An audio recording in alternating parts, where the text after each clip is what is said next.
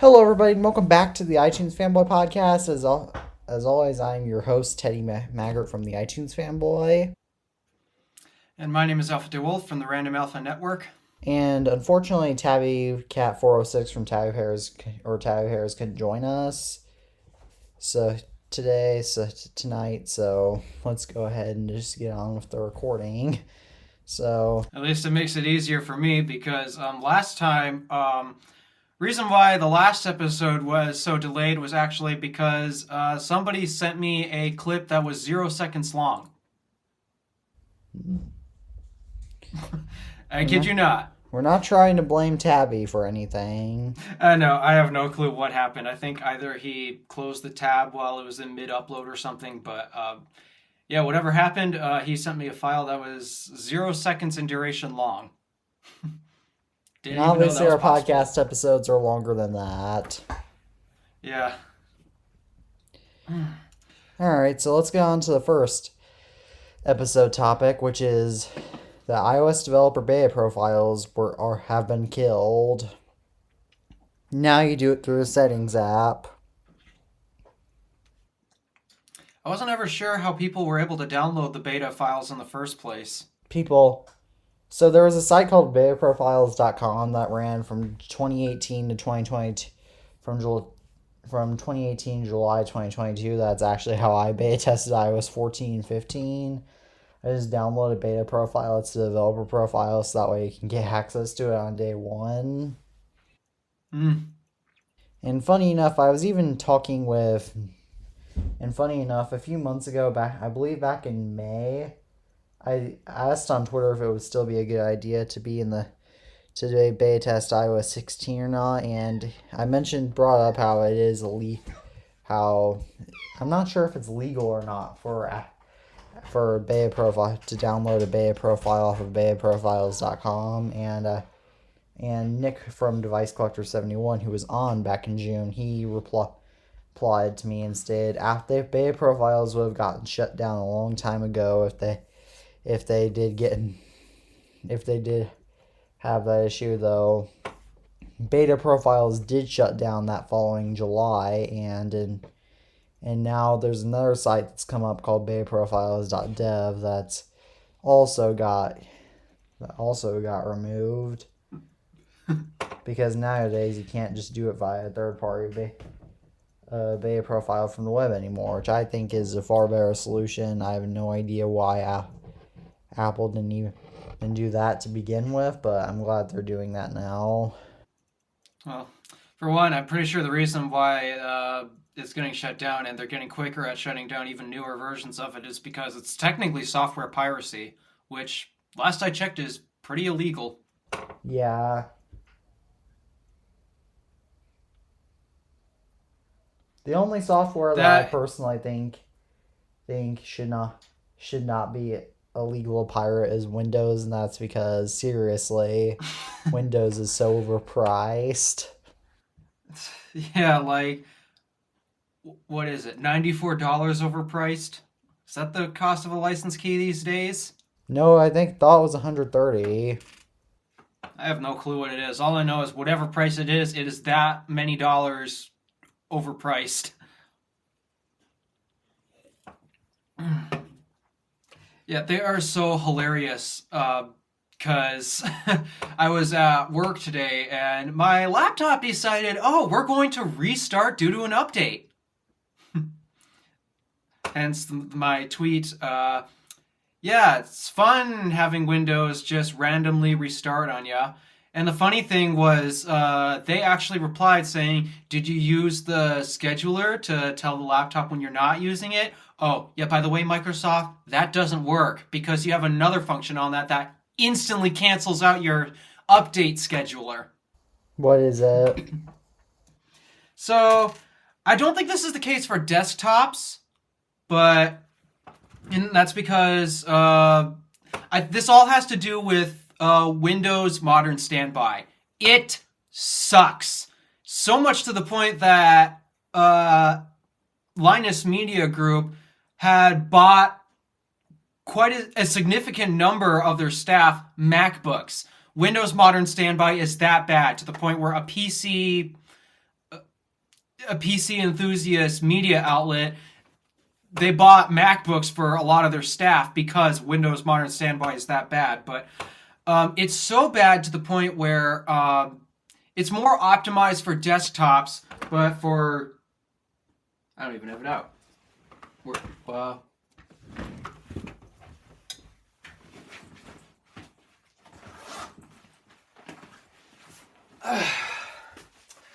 But for Windows laptops like my Dell XPS here, it sucks because it is not optimized for dealing with a battery. So I believe the previous bug that it was dealing with was Standby basically wouldn't fully put the computer to sleep. It would run basically the way your smartphone does in the background while it stays running, so you can get notifications for like text messages, phone calls, various stuff like that. Meanwhile, this is the laptop. We don't need it to be that levels of on when it's asleep. And that's how bad Windows Modern Standby was. It kept the laptops still basically on. They could say that it was in a sleep state or not. No, it was basically they just turned the display off and the keyboard and trackpad and such. No, it was still running in the background to the point where people would grab their laptops in the morning without even charging it because, well, their laptop's already at a high state of charge. They'll grab their laptop in the morning and it's basically dead. They have to find a charger and plug themselves in. That's so stupid. Microsoft for a $140 to $200 operating system. Yeah. So I think they launched a new update for the laptops to... I don't know if they did this or if this is a Dell thing, because Dell is absolutely known for, well, bloating the crap out of their hardware and such. But the way this thing handles sleep mode, and I have dug through every setting on this. Don't say that, oh, I haven't checked all the settings. I've dug through every setting on this, and let's just say they're becoming much more difficult to find and navigate because now we don't have access to the control panel anymore. But basically the way this thing goes to sleep, and the only way to defeat this method is if you basically tell the laptop, hey, never go to sleep, which means your battery is going to be drained if you leave it unplugged overnight. So what it basically does is it shuts down the entire laptop. And because Windows Updater is supposedly... They've redesigned it to you put in your hours when you're not using the laptop and it'll update sometime within those hours. But the problem is those hours when I'm not using it is when the laptop's supposed to be asleep. Therefore, it's shut down. So how is Windows Update supposed to run in the background when the laptop isn't running? I don't know. This is what they told me. Did you check your Windows Update time thing, whatever it's called? Yeah, I did. And it's called It Doesn't Work because you didn't design it right. You guys don't care.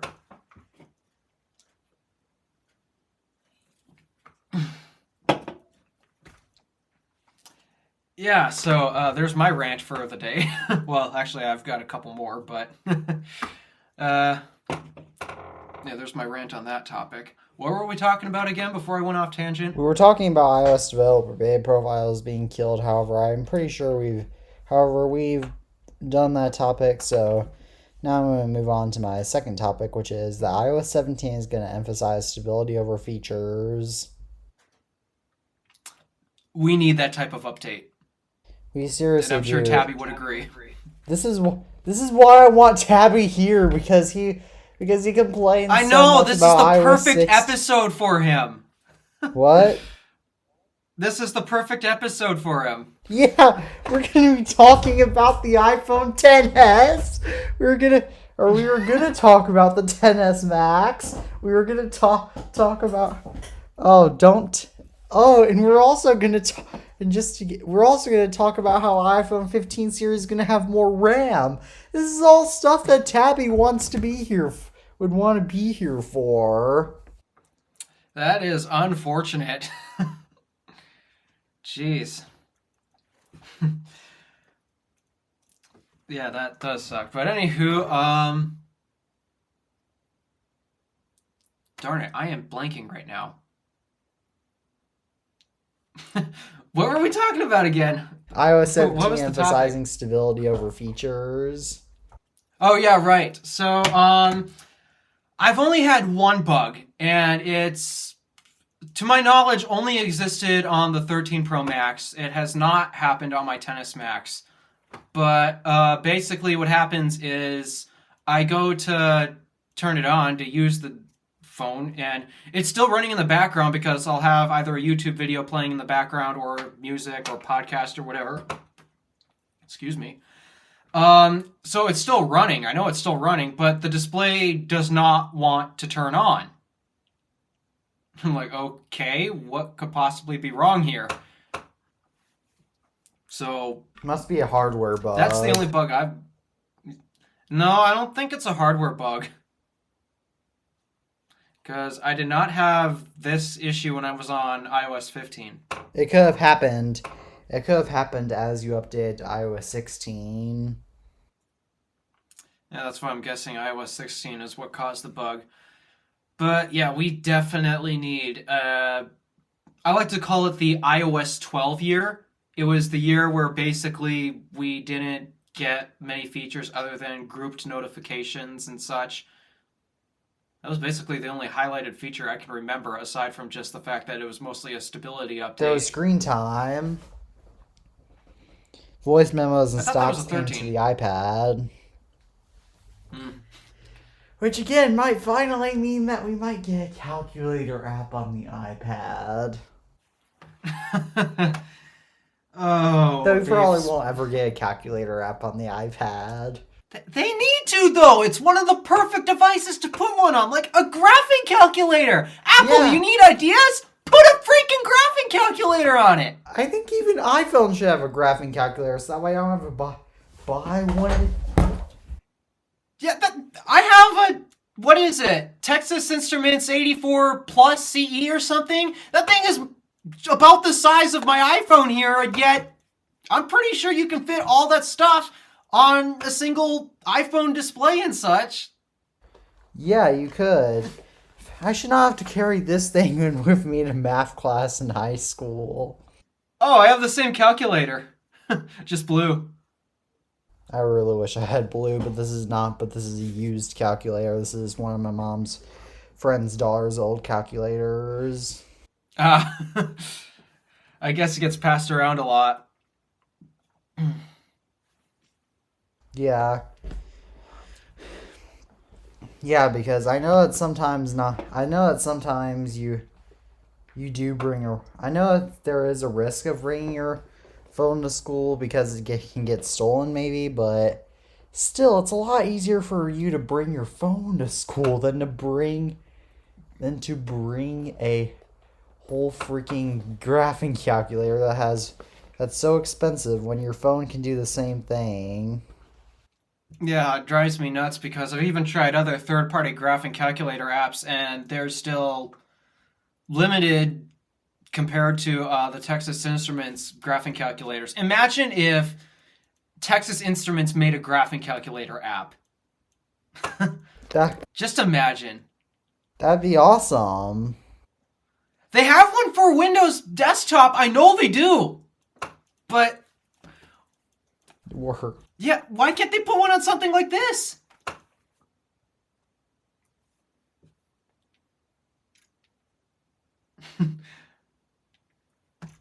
But yeah, Apple, if you can't figure out what type of calculator or how to optimize a calculator for an iPad, try Graphing Calculator. I think that is the perfect device to put one on.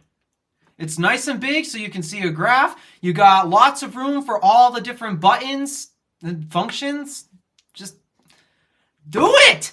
In fact, comparing it to my iPhone 14 Pro, and my 14 Pro is not that much smaller. And just to show you guys for scale on camera, let me grab one of my big phones.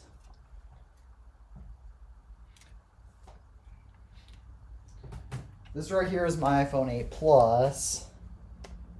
Wow, actually, it's not to scale for comparison. And for a different comparison, here's one of my 11 Pro Maxes compared to the graphing calculator. I am positive they can fit all that stuff in the smartphone. They could even make it where you could flip the screen to have more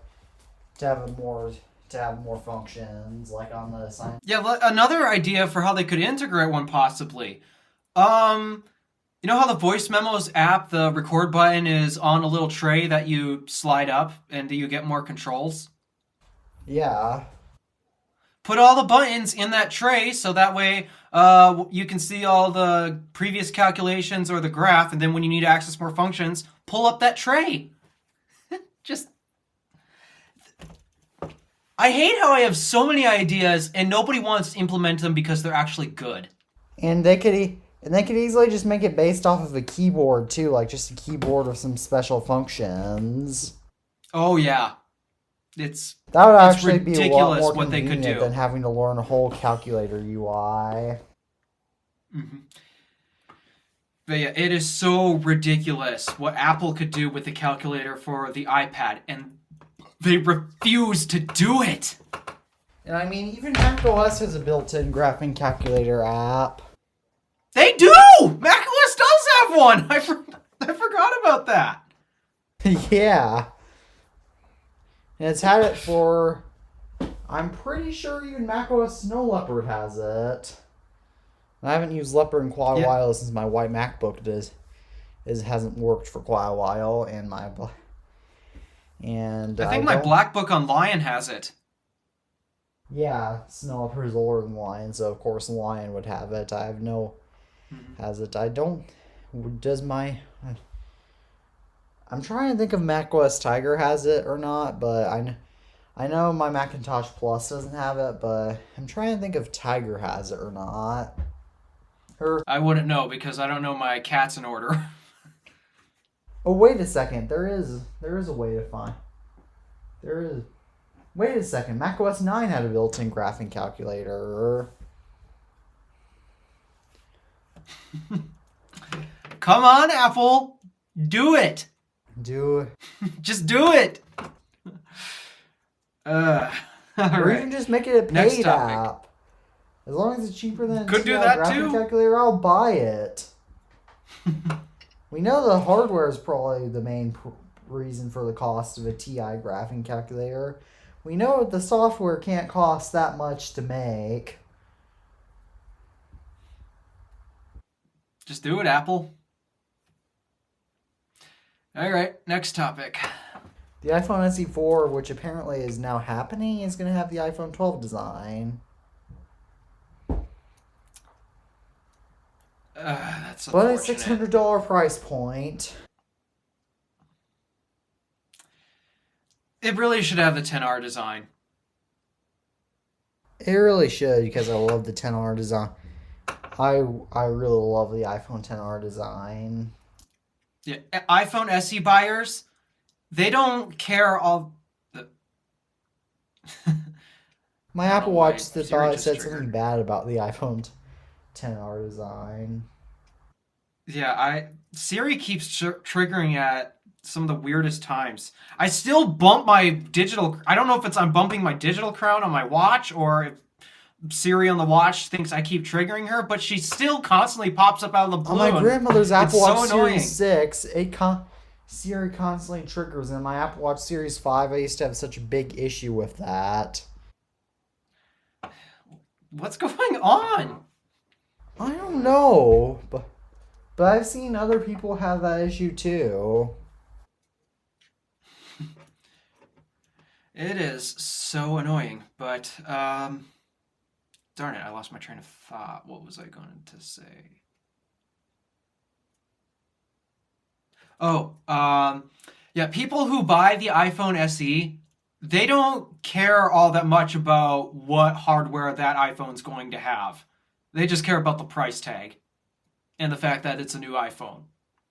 They don't care if it has two cameras or one. They don't care how much RAM is in it. I'm willing to bet they don't even care what chip is in it. Oh, of course. Because Well, yeah, most the people, type of except for people to pro buy that buyers, phone, they don't. would not want. They If would they're not care for that unless you're a stuff. pro buyer, you don't even care what chip is in your phone. So, because of that, they should stick with the 10R design. And also, as I am really appreciating now, ever since I switched back to it, oh, those rounded edges are so nice. I actually, Oh, I prefer the look and the feel of the rounded edges, but I do. But I get the point. But I get the squared edges. But I want rounded edges on the iPhone 15 so badly. oh, if you ask me, I've never wanted the square edges. Ever since that was a rumor, like, no, Apple, no, no, no. Just like when they were coming out with the 11 Pro's camera bump design. Like, Apple, no, no, hey, don't do it. The sad thing is they did it. And it Well, sucks. and the weird part is that that's not Apple is going backwards literally because I don't know if you remember this or not. Well, you probably do, but that wasn't the first time that iPhones had squared edges Yep, and they switched it to rounded for a reason. because it's thinner. And thinner Well, iPhones, not only that. they should focus on making iPhones thin again. Oh, knowing how they want to improve the cameras all the time, they're never going to do that again. I would just rather have an even fatter camera bump. Personally, I don't care about phone thickness, I do. but that's just me. Yeah, I do care about that. That because I carry my phone around with me all the time, but yeah, what? Well, I carry mine with me all the time. In fact, I have Yeah. to put a case on mine because I take it in a dangerous place. Oh, speaking of larger camera bumps, the iPhone 15 Pro is gonna unfortunately have a larger camera bump. Again, I something will only accept it under one condition. better be better. That's not it. Apple, you better put a periscope lens or you better do something with the hardware of that camera to actually justify its massive size. I agree. I agree. Because at this point, it's really ridiculous how big that thing is. It really is, and again, this would enrage Tabby a whole lot too. I don't know how this thing's going to continue to work with MagSafe if they keep making the camera bump so big. I think Apple needs to. I think Apple at some point is gonna have to surrender the camera bump and admit that admit that the camera bump is getting too big. Yeah, and honestly, for the types of stuff that we record on our phones, it's good enough.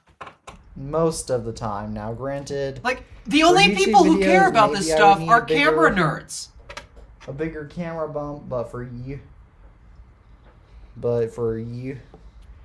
just casual purposes, my 8 Plus camera still would just get me by, but my 14 Pro, of course, has a way better camera than that, so that's what camera I use for professional purposes. And But for yeah, the only casual people who purposes care because I about have the it. cameras on their phones, they're just camera nerds. And you all know that these camera nerds, they're going to go back to their red cameras or Blackmagic or their DSLRs for photos or whatever. So Yeah. stop trying to appease these people, because the people who are actually using the cameras on their smartphones, they're just using it to take a general picture at a wedding or birth of a son or daughter or something like that.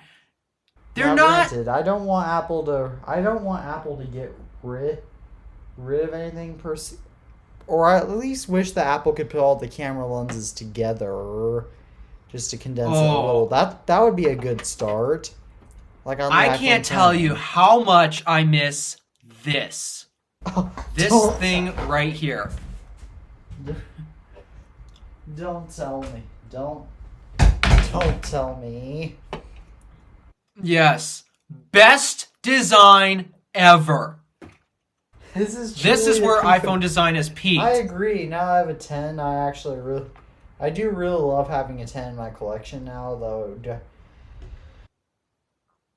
Honestly, I think the 10 today is pretty underrated.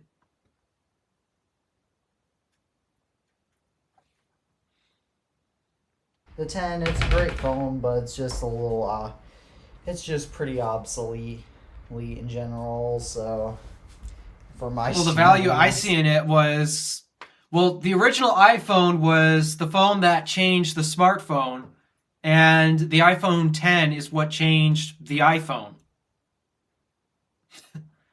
The iPhone 10, So in I my still see the opinion, value in changed the that. whole smartphone industry since it was the first phone to make the notch go viral. And It's also the phone to make bezels. gestures go viral.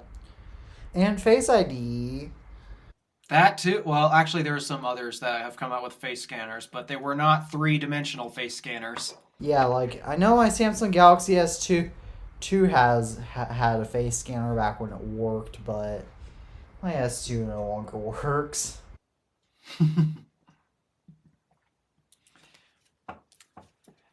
Yeah, you could trade that in and get the brand new S23. I have an S4, S2, and an S10 Plus. I get multiple. I find it so crazy. AT&T is accepting even broken first-gen Samsung phones, and they'll give you a new S23 for free. I might have to take a look. Oh crap, that's what Mom and me were supposed to do today! An S20. I don't have much of a purpose for an S23, but considering my S2 is broken and I'll probably just have to get another one on eBay, I'm wondering if I'll just get an S23 for free from AT&T and just not activate it. Just keep it for my collection. Well, I'm pretty sure you do have to activate it because, well, that's how they sell phones and that's how they guarantee the sales of phones. They force you to activate it because they don't want to be in the scenario where they basically give you a free phone and then you resell it. They want you to actually use it. That is true. So, Again, don't think you'd be able to get away with that. I also won't be switching to Android, so that'd be useless, but I still can't. Yeah, I still could if I I really debated wanted doing that to get my hands on the S23 Ultra, but I've decided nope, that's not worth it because, well, Stupid. A, Samsung is really sucking right now. Yes. B, I need to put my money towards other things. So, Same there's here. Alright, well, so the next topic is that the iPhone 15 series is going to be keeping the SIM tray, at least in some countries. I wonder which countries they would ditch it in now. Probably Canada and the UK. Canada, the UK, and Australia are and maybe South Africa are likely the next nations to go. China will probably be the last one because China for years they didn't even accept mobile. They didn't even approve of Wi-Fi standards that iPhones use. So Apple had to spell.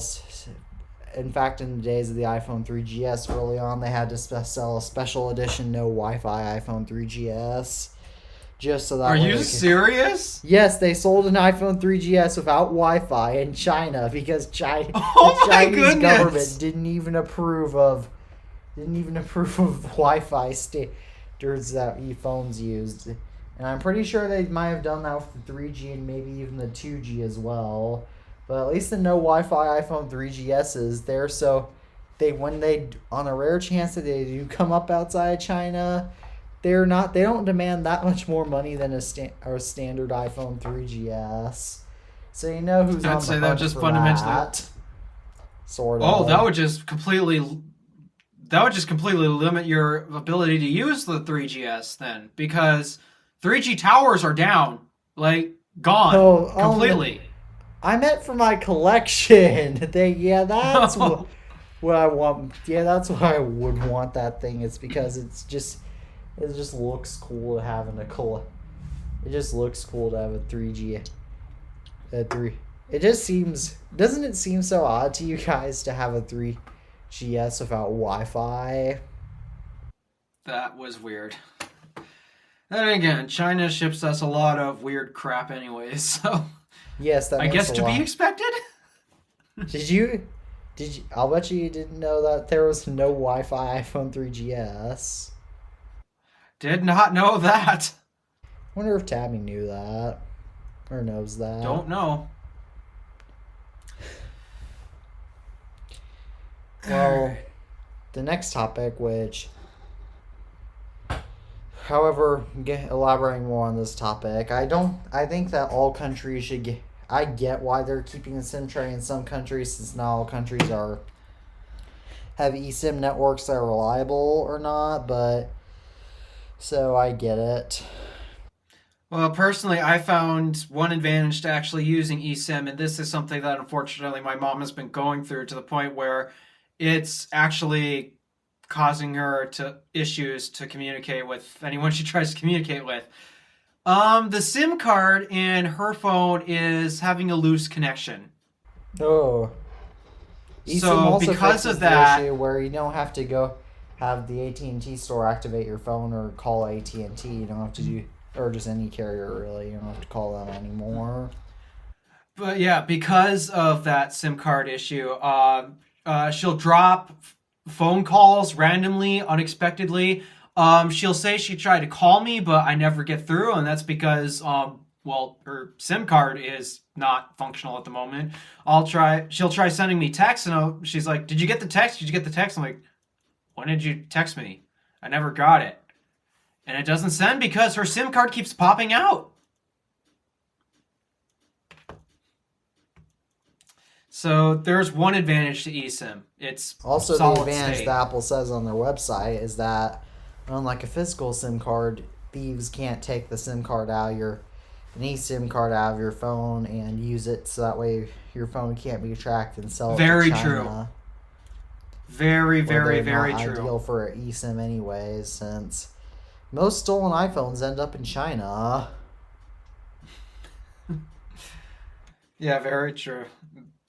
I've debated trying out the eSIM capabilities that the 10s has. This was the first iPhone ever to get eSIM capabilities.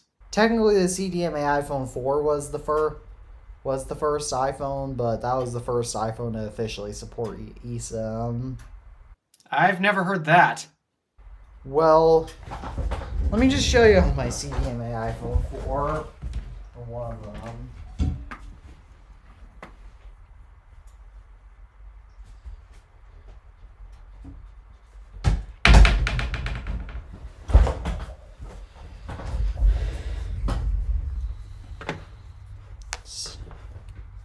So side by side, I'm holding. The one on the right that you see is my GSM iPhone 4, and the one on the left is the CDMA iPhone 4. All right. See the absence of the SIM card. Huh. Yep. And if you look all around the CDMA iPhone 4,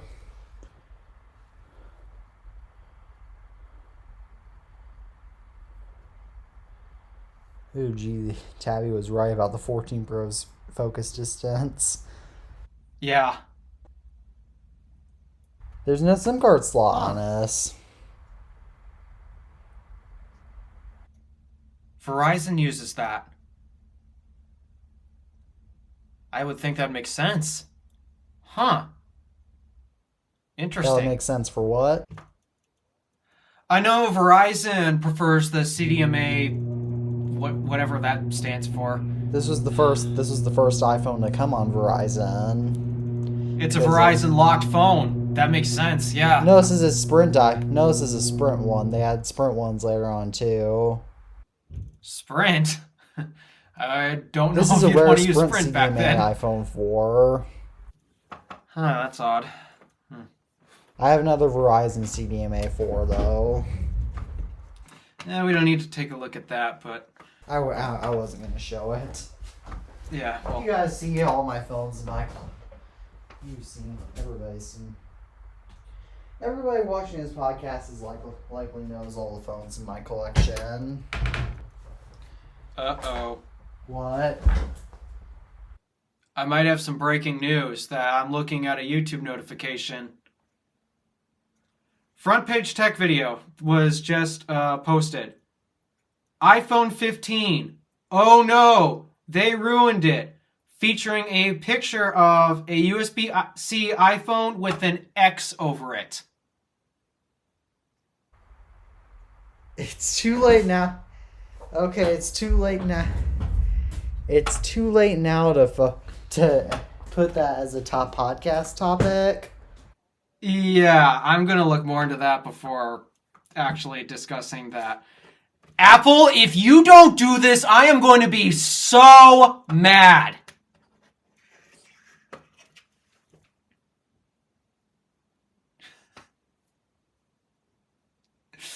I don't care that much about jeez. USB-C because I don't do a lot of wired file transfers, but Neither do I, but that doesn't excuse the fact that it should have it.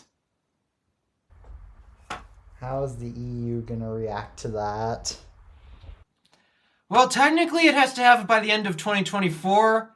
The iPhone 15 is coming out at the end of 2023. So, by all technicality, they don't have to do it until the iPhone 16, but I think they wanted to do it early for something.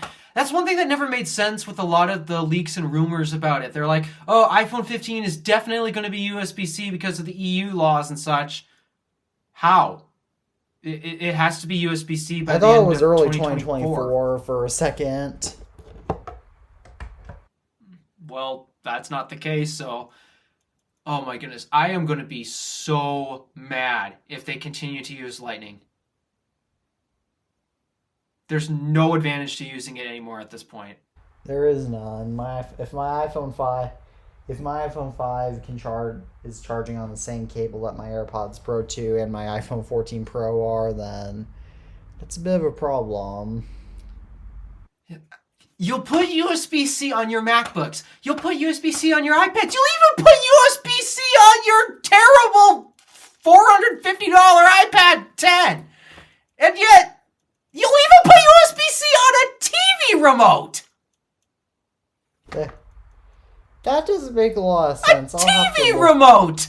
I'll have to look more. We'll have to look more into that, but let's get. Do you guys want to? Do you want to get on to the next topic that we had planned?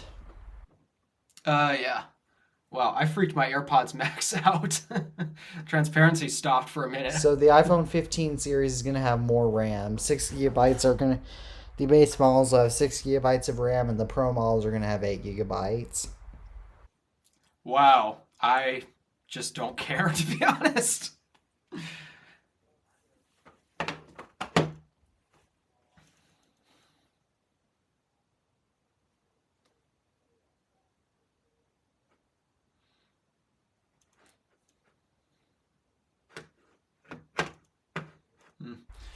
The reason why I don't care is because I don't typically use that many apps on my iPhone. Like, what apps do I typically use? I usually close all. I all use the my apps YouTube anyway. app. I use the YouTube app, phone, iMessage, camera, music, Twitter, podcasts, email, photos, Apple Maps, weather, the App Store, YouTube Studio, Tesla,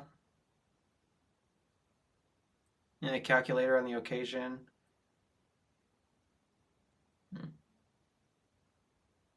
Not as many compared to most people.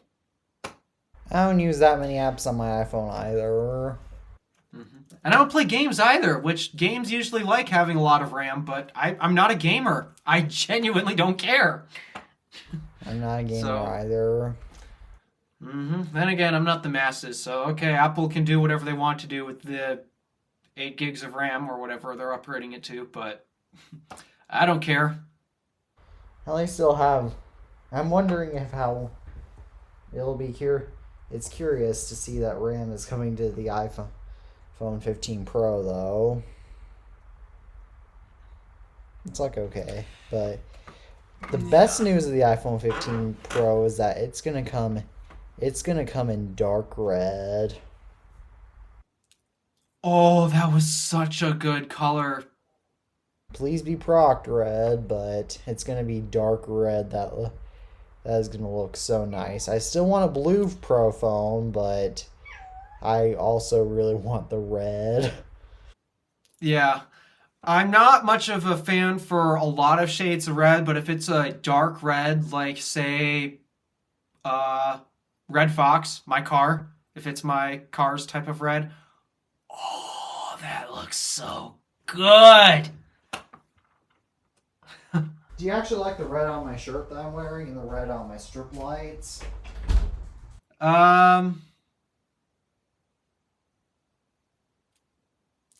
It's fine. Could be a little darker, but that's just me. Yeah. That's just my preference, of course, but wait a second. I don't have any proc red Apple procs. Not a single one? Not even an iPod or Nope. A phone case or something? Nope, I don't have any. I just realized that. Don't worry, I don't either. Funny enough, the first iPhone 7 I've ever seen was a product red iPhone 7. I've seen a bunch of them too. But the only proc red Apple proc Dang, it looks so good. that I knew somebody who had was I knew my dad used to have a proc red iPhone 8 Plus that I featured in some of my older videos. I prefer the 7 Plus product red, and the reason for that is because of the white bezel. I don't think it works well with the black bezel. I think it looks better with the black bezel, but I think Apple had to go to black bezel since a bunch of people were modding their red iPhone 7s to have black bezels regardless. I like the white bezels. I kind of Everything miss Apple them, to be Pro honest. didn't. Nobody does. I seem to be the odd one that actually likes white bezels. I like black bezels because they help hide the screen more. Though I used to prefer white bezels a lot more myself. I prefer it because it puts me in a brighter mood, per se.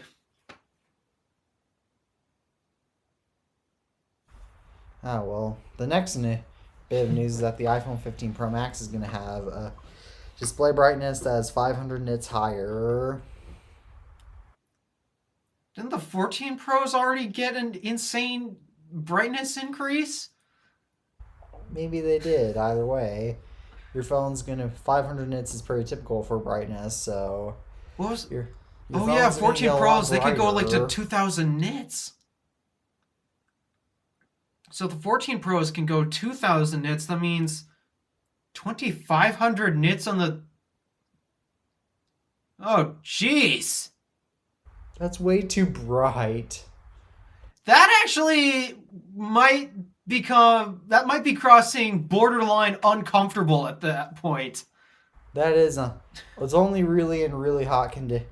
I can't even. My eyes are really sensitive to bright lights like that, but I know. Oh, same here. If Apple really wanted to fix the iPhone brightness problem, they could. I don't think e-ink technology has come far enough along the way, but they could maybe put an e-ink display on iPhones. Color e-ink, of course. Isn't that still only black and white or something? And we experienced a little connection issue, so, okay, connection issue resolved. back to the show. It switched microphones for some odd reason.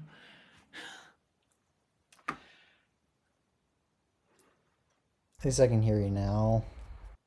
All right. So, yeah, I thought e-ink was still black and white only. No, there are actually some color ink displays out now.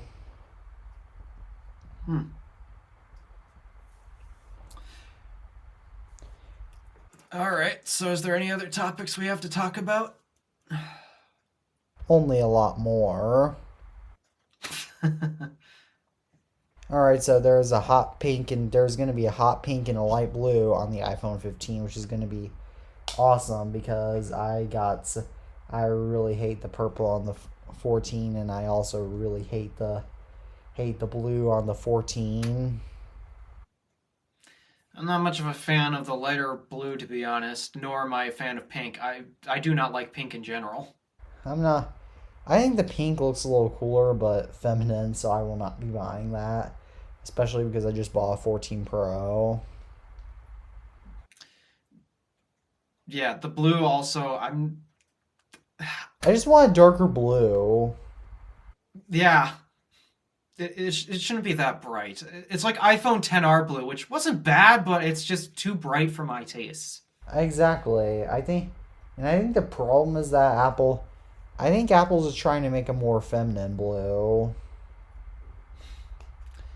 But it seems like Apple's doing is, it seems like with the 15 lineup of the colors, they're trying to make the 15 Pro appeal more to men, and the standard 15s appeal more to women. Which would make sense as a lot of tech enthusiasts are. Sexist? What? Would this be another case of Apple being sexist? Because we already had the whole Series 8 temperature sensor thing. That actually maybe, because there are still some, and the iPad Mini 6 and the iPad Mini 6 and only coming in ladies colors. Oh yeah, I hate that fact so much. But wait a second, that seems more realistic now that I think about it, because a lot of the most tech enthusiasts and just a lot more professional grade people that work with would need a Pro phone. They are generally men, and so on the opposite end of things, there's women. So that maybe does sound like a case of Apple being sexist, because the iPhone. Yeah. The iPhone. I don't want to get too controversial, but the iPhone 14. But the iPhone 14 Pro is purple. You can tell how they tried to make it look so masculine, even though it's really hard to make purple look masculine. Well, there's ways to do it. There are ways to do it. There are, but it's just that purple is generally a feminine color.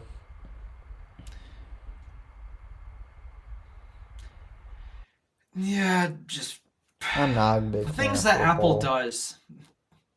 Some things they do are great. Things like appealing to specific people, why? Appeal to the masses, not specific people, Apple. Come on. Another big issue I'm noticing. Apple's colors in general are just a complete mess. I want consistent colors across all of Apple's products. So that way that would be really nice. So that way if I want a blue Apple Watch, which I have, I can have a blue iPhone, a blue MacBook even, and a blue iPad. Yeah, what do I have? Blue AirPods, blue watch, blue 13 Pro Max, 2 blue iPods.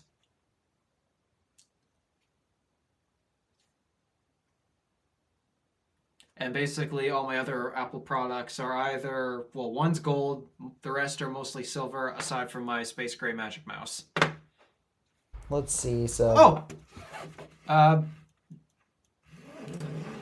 Blue HomePod Mini. I forgot about that. So let me try to run down through all my Apple products colors. The 2G didn't have different colors. It's just silver. My 3G is black. Both my 3GSs are black. Two of my 4s are white. One of my 4s is white. Two of them are black.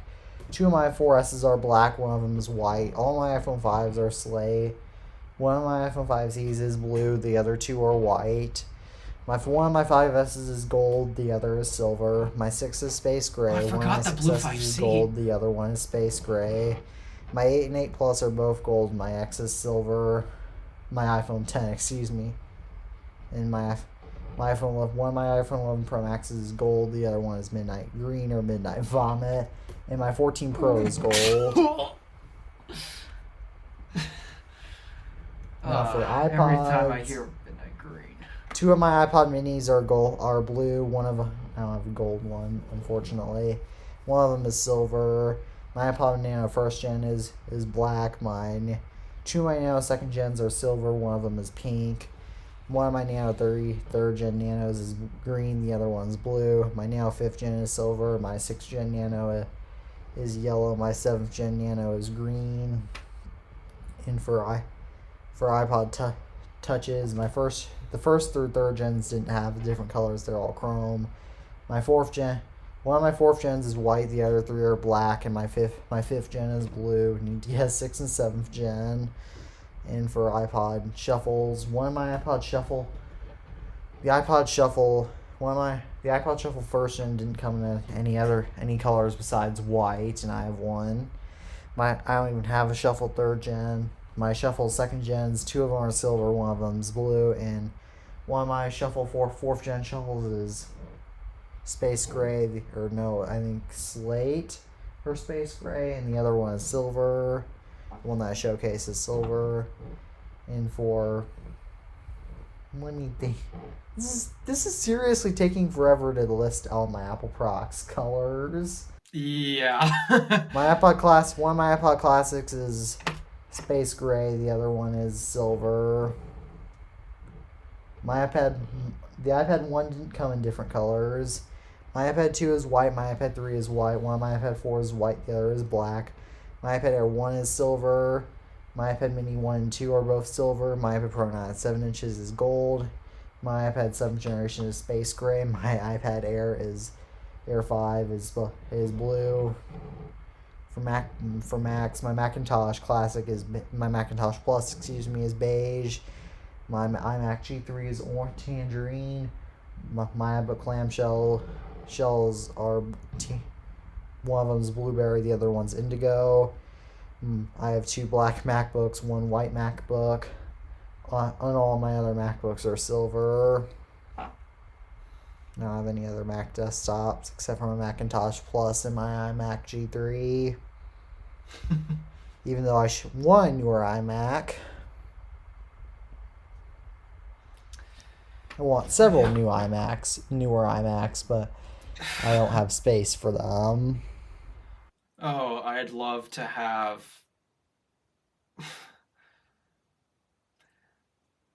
I'd love to have an iMac like the 24-inch iMac on my desk. So would It's I, just even though they I made have it no 24 use inches. for one. And I'm so... Yeah, I'd have no use for it either.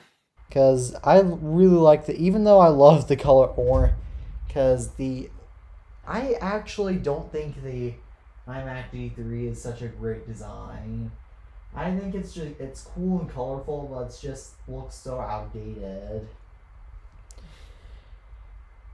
And it's so low quality. Yeah, considering it's a CRT display and such. Oh my gosh, yeah.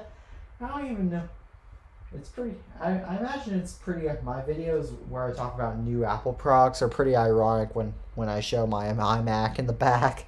And it's pretty funny how we're talking about new Apple products all the time on this podcast, but not only are some of my Apple boxes pretty old, my oldest one being from my Mac OS X Pamper copy, but the iMac that's in the background is also old.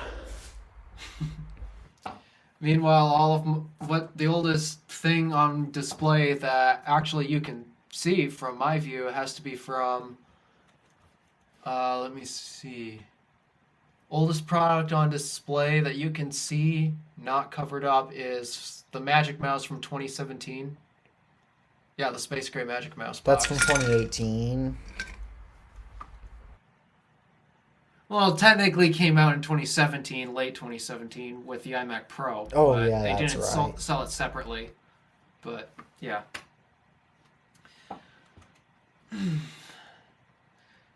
Well, yeah, our talk about Apple product colors aside, now we have the iPhone 15, 15 Plus are also going to have the 48 megapixel camera of the 14 Pro. Okay. I mean, that'll improve picture quality, so there's nothing really to complain about there. Yeah, but is that really necessary for the market who's buying that? Yes, it is overall just to help future-proof their devices, since no one upgrades their phones anymore. I just find that unnecessary. I don't think it is. That's just too much. There are still people who use 10Rs. Yeah, that's just too much. I don't think it's too much, but that's just Because that's going to definitely increase the size of the camera bump on the regular models. For the longest time, the regular series iPhones, they basically haven't really had that big of a camera bump increase, if they have had one at all, since the iPhone 11. It's the Pros that have always gotten the huge camera bump in size increases, but if they give that a 48 megapixel camera, then oh yeah, you could definitely expect to see the camera bumps on the 15 and 15 Plus to increase. that is a valid point, and that's going to be a disaster. However, on the brighter side, the Apple Watch Series SE3 is going to have a larger Apple Watch Series 7 like display.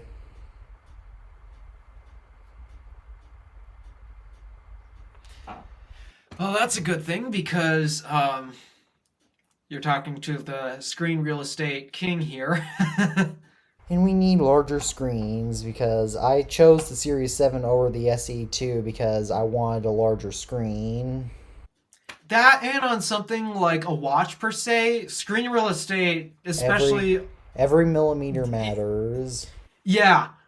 I mean, when you're stepping up to TV sizes, okay, screen size starts to become a lot less important. You got to worry more about where you're going to put the TV. In that case, if you decide to go larger, it starts to become less important at that screen, those types of screen sizes. But in the case of a watch, oh, every millimeter counts. Every millimeter makes a huge difference. So that would actually be that'd be a good episode title for this podcast episode. Yep. So yeah, every millimeter does make a difference with the Apple Watch. So good thing that they're increasing the screen size on that. Alright, and apparently Apple's gonna, instead of having Apple Watch Series 9, they're gonna go to X for some reason with a 1.89 inch and a 2.404 inch, 04 inch screen in 2023. I mean, they went straight from 8 to 10 with the iPhone. So however, this isn't the 10-year anniversary of the Apple Watch yet, like it's is with the iPhone, as that's coming up next year technically because the first Apple Watch was announced in 2014. Do you know the source of that leak? It isn't the most. I would be so surprised if that's true. Yeah, to me that just doesn't make sense because the biggest reason why I think Apple justified the naming for the iPhone 10, it being the letter X instead of the number 10, was because it was that drastic of an upgrade. And because it was the 10-year anniversary. So many new things to the table. That and it was a really huge deal to the point where no, we can't just put a 1 and a 0 right by. We gotta really do something special with it. The Apple Watch, what special thing can they do with it anymore aside from they already did the Ultra? I don't know. As rumors progress for what I assume is still going to be late 2023. As rumors progress, we'll know more. But again, I'm not Apple. I they probably have some secrets that we're working on that we don't even know that they're working on. Excuse Yeah, me, not us. Yeah, to me though, that name would not make sense because most of the time when they use the Roman numeral for something like 10, it's because they have something very major. It's a big deal. I Yeah. wonder. I still don't think that was fair. I still think that Apple should have named the iPad 10th generation the iPad X.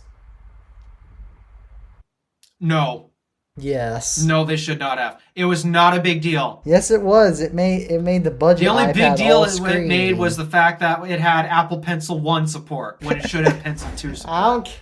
Apps for the iPhone. It does 10 not were deserve the obviously Roman numeral optimized X at name. launch. It does not deserve the Roman numeral X Yes, name. it does. The iPad 10 It- is a it great brought iPad. It brought nothing new. It's not that big of a deal. It's still a Aside good from the iPad. fact that the pencil was wrong. Yeah, but it didn't bring anything new. It's not that big of a deal other than, okay, it went full screen, but the iPad Pro stole that thunder. To me, the 2018 iPad Pro, that would have been a good iPad X or, not X, iPad 10, Roman numeral 10 or something. Because that made significant changes to the iPad. That was revolutionary for the iPad. iPad 10, as in 1.0, what we got in what was it, October or something? I don't remember when it came out. I don't care. That brought nothing revolutionary. It is not a game changer in the iPad space. It does not deserve the Roman numeral 10. We'll have to agree to disagree on that one. Because it made the budget iPad all screen, got rid of that stupid outdated design. I don't care what you think, but I think it's revolutionary because now I can also use the Apple Pencil when charging with the dongle. That's not revolutionary. That's just getting around a problem that they caused. So that's a pro. So that's a pro of the dongle. I don't get that iPad. They never should have released that. When the iPad 10 released, I had to when I first saw the iPad 10 on Apple's website, I had to check first, like, it doesn't say anything about Apple Pencil 2 support, but it has a USB-C. But does it have a USB-C? I had to check that, and then as I saw more YouTube videos later that night, I was like, oh, like when Apple's the doing iPhone that. 7 got rid of the headphone jack, they didn't remove your ability to use headphones. I mean, sure, you could use the dongle in the box, but they also came out with AirPods, which is a next generation technology. They didn't do that with the What next generation technology did they bring by only forcing us to now use a dongle in order to use the same old technology? Just, I don't get it. It's bad design. Which, to me, doesn't make sense. Apple's all about great design and such. That is terrible design. I just think that the Apple Pencil 1 at this point needs to go. It's as old as the iPhone 6s. It's already has a stupid charging design by making you stick it out of the iPad in order to connect it. And the cap on it, and the caps on are even more stupid that come off constantly. Yeah, it drives me nuts when a company so well known for their design that design things like the Apple Pencil experience with the iPad 10, or even better,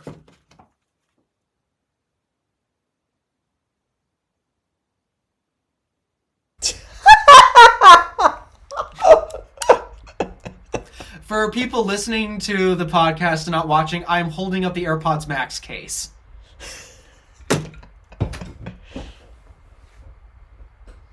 Designed by a company that is so great at design, everyone. Designed by that AirPods Max case was designed by Apple in California. That might. Oh my I wonder if goodness. Apple even designed that.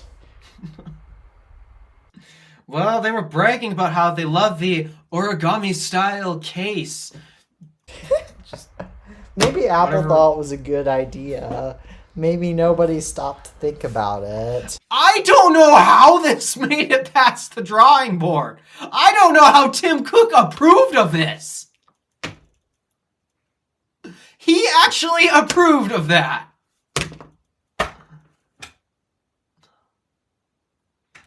As much as I hate the whole everyone saying, if Steve Jobs were here, this wouldn't happen and such. Oh, there are some things I'm actually fairly confident about. If Steve Jobs were here, there are some things that would not exist. I am confident if Steve Jobs were here, this case would not exist. What else? What other Apple products do you think would not? And I can confidently say that the iPad 10 would not require an Apple Pencil dongle if Steve Jobs were still around at Apple. I think if Steve Jobs were still around back in the iPhone 7 days, when they got rid of the headphone jack, he wouldn't have allowed the option for a dongle. He wouldn't have included it in the box. He would have made sure. He would have made sure He might have even included AirPods in the iPhone 7 box. I don't think included. No, I wouldn't think he'd include it. Because No, like you're the right. He MacBook didn't Air, include it ditched the iPhone CD Bluetooth drive. headset. Yeah, the MacBook Air, the original MacBook Air, that was the first MacBook to ditch the CD drive.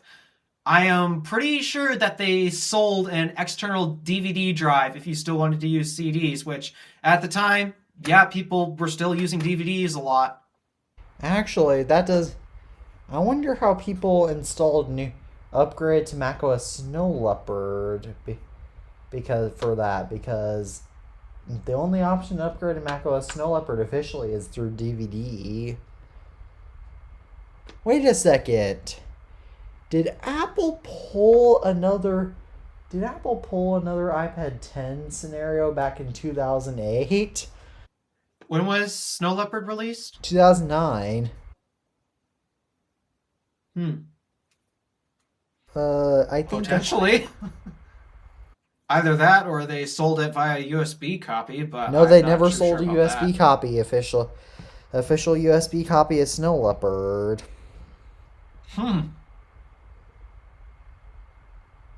Did it ship with Snow Leopard? Nope, the original MacBook Air shipped with Leopard. Later revisions of the initial MacBook Air did ship in with Snow Leopard, but the earliest ones just shipped with Leopard. Wow, that's got to be rough. Well, it's not like Oh, the Jesus. 2008 MacBook Air got many software updates to begin with, since Yeah, that and it only needed the DV drive for just that one update to Snow Leopard. Then it's basically if I recall, that was the update that introduced over-the-air software updates instead of you have to go buy a disc. That was, however, what an even weirder part was that if you wanted to go to Lion, if you wanted to go to Lion afterwards, you could buy a USB stick to do it. But luckily, the 2008 MacBook Air, well, unluckily, it got dropped after Lion. Yeah. Well, there's something odd we just uncovered. So maybe the iPad 10 would actually have the Apple Pencil dongle if Steve Jobs were still around. No, I think considering that the Apple Pencil 2 was around, a much better technology. Steve was someone who always was trying to push us towards the future. He was. I'd say Apple Pencil 1 is not the future at this point. So he probably would have pushed them to go Apple Pencil 2. Actually, well, realistically speaking, the Apple Pencil would not exist if Steve Jobs were still around. That is a good point, but if Maybe the somehow Apple it were to Pencil exist 2 would and he was here exist today- But the Apple Pencil 1 would never exist under Steve's supervision. Oh yeah. Especially considering that charging method. Yeah, the Apple Pencil 2 may no, it wouldn't exist because the Apple. Well, this is the hard thing to know because Steve's not here. We wouldn't know what he would actually choose. Yeah, Steve Jobs would the Apple Pencil would not exist under Steve Jobs. That's something that we just had to. I'm sure people have already by this point probably already commented. I'd say, but why would a stylus for the exist iPad under Pro. Steve Jobs? You know, he said, if you have a stylus, you blew it. I'd say maybe for the iPad Pro for artists. Maybe it would exist in that case. I don't know. I don't think I still don't think Steve Jobs would ever introduce his own stylus. But his company's own stylus, but we're not Steve, and he's not around anymore, so we have no idea. Well, to my knowledge, he said the stylus was not for the smartphone. That is not how you navigate a smartphone. I don't recall him saying that's not how you can use a tablet. He said, we don't know for sure if he said that, but he did not like the Apple Newtons, how they revolved around the stylus for navigation, which were tablets, so he got rid of them after it returned back to Apple, so he probably the iPad's still not stylus-based in terms of navigation. The stylus is just there for artists. It isn't, but judging because the iPad makes a great canvas for styluses. The iPad makes a great canvas for art. Apple is better off without Steve Jobs in this case, because the Apple Pencil probably wouldn't exist. Certainly not the Apple Pencil 2 1. That would never exist under Steve. Oh yeah, that would never fly. The Apple Pencil 2 maybe, but we don't know for sure. I'd say it'd have a chance for the iPad Pro for artists. Yeah, that sounds like the most realistic. Mm-hmm. This is another topic that I wish Tabby was here for, because he has a lot to say on this kind of stuff. But Apple is enabling clean energy charging in iOS 16.3, where you'll look up your phone's your local power grid, and it'll only charge your iPhone at full speeds, or it'll even only charge your iPhone if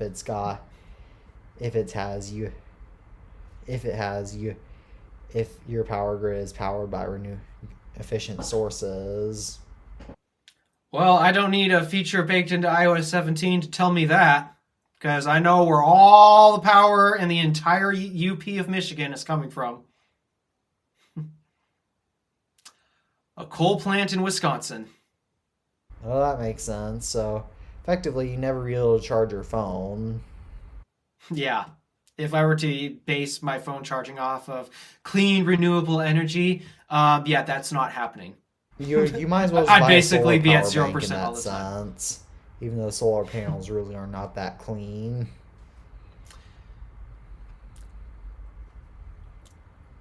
Yeah. I mean, the only way I'd get it to...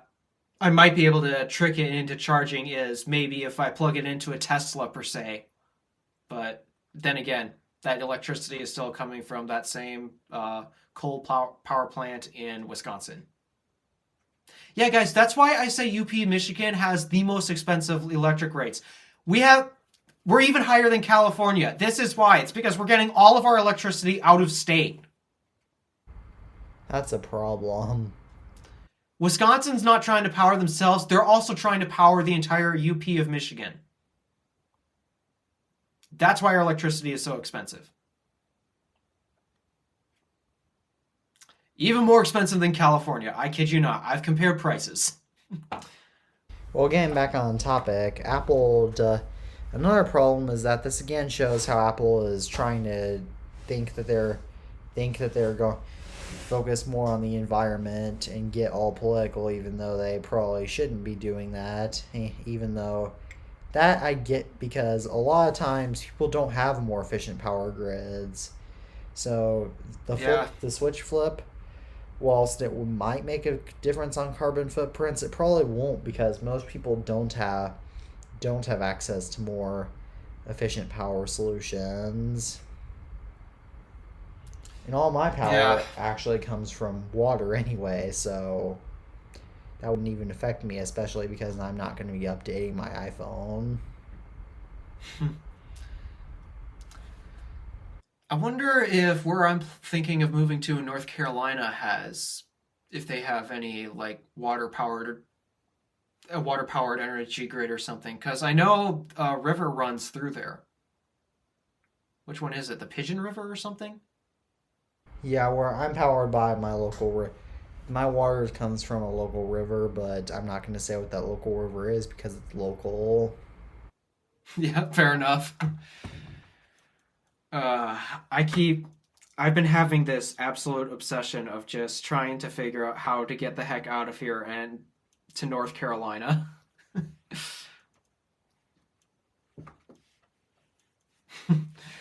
Again, you'll be living where Apple Maniac YT lives. Yep. I don't know which side of the state he's on, but I know I'm looking to be more towards the western side of the state. Hey, editor Alpha DeWolf here. Yeah, we said some stuff, and you guys are not allowed to hear this stuff. And right here is where the stuff used to be. All right. Now that stuff has been said, back to the show. Well, in that case, then you'll be close to Smoky Mountains, which I know your sister really enjoys. Yeah, the area I'm looking towards moving to is it's either between the Smoky Mountains and the Blue Ridge Mountains or something like that. Either way, that's gonna be fun and living up in the mountains. I always wish I lived up in the mountains, but I don't. I just have a lot of hills. Oh yeah. All I right, can't wait to well, move there once I get the money and such. the next topic that we have to talk about is Meta Verified. I don't have much to say, and it's because it's all the same thing. It's dumb! So, Meta Verified is effectively Twitter Blue, except it's $11.99 per month on the web and $14.99 a month This on is iOS. so dumb! It's for people 18 and older only. So what if you're a famous kid? I'm sorry, and it offers exclusive features to express yourself in unique ways. It's just a sticker! Oh my god! It's What's a even label! more stupid about it is Twitter had to introduce Twitter Blue because not enough people were getting verified that should have been verified. That's not the issue with Facebook and Instagram, which are already dying enough as is. Anyone who signs up for this, I guess what's the term on YouTube? Press F to pay respects?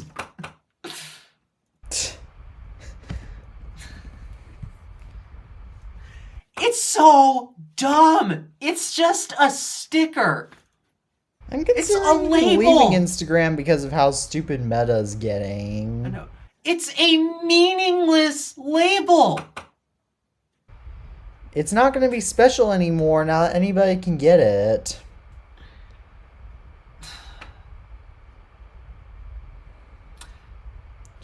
It's hard to see how there's a lot of big companies who were brought up by geniuses, and yet they've sunk to such a level where, oh, the latest and greatest thing is to have this sticker to show that, yeah, you're a paying subscriber. You're subscribing to this social.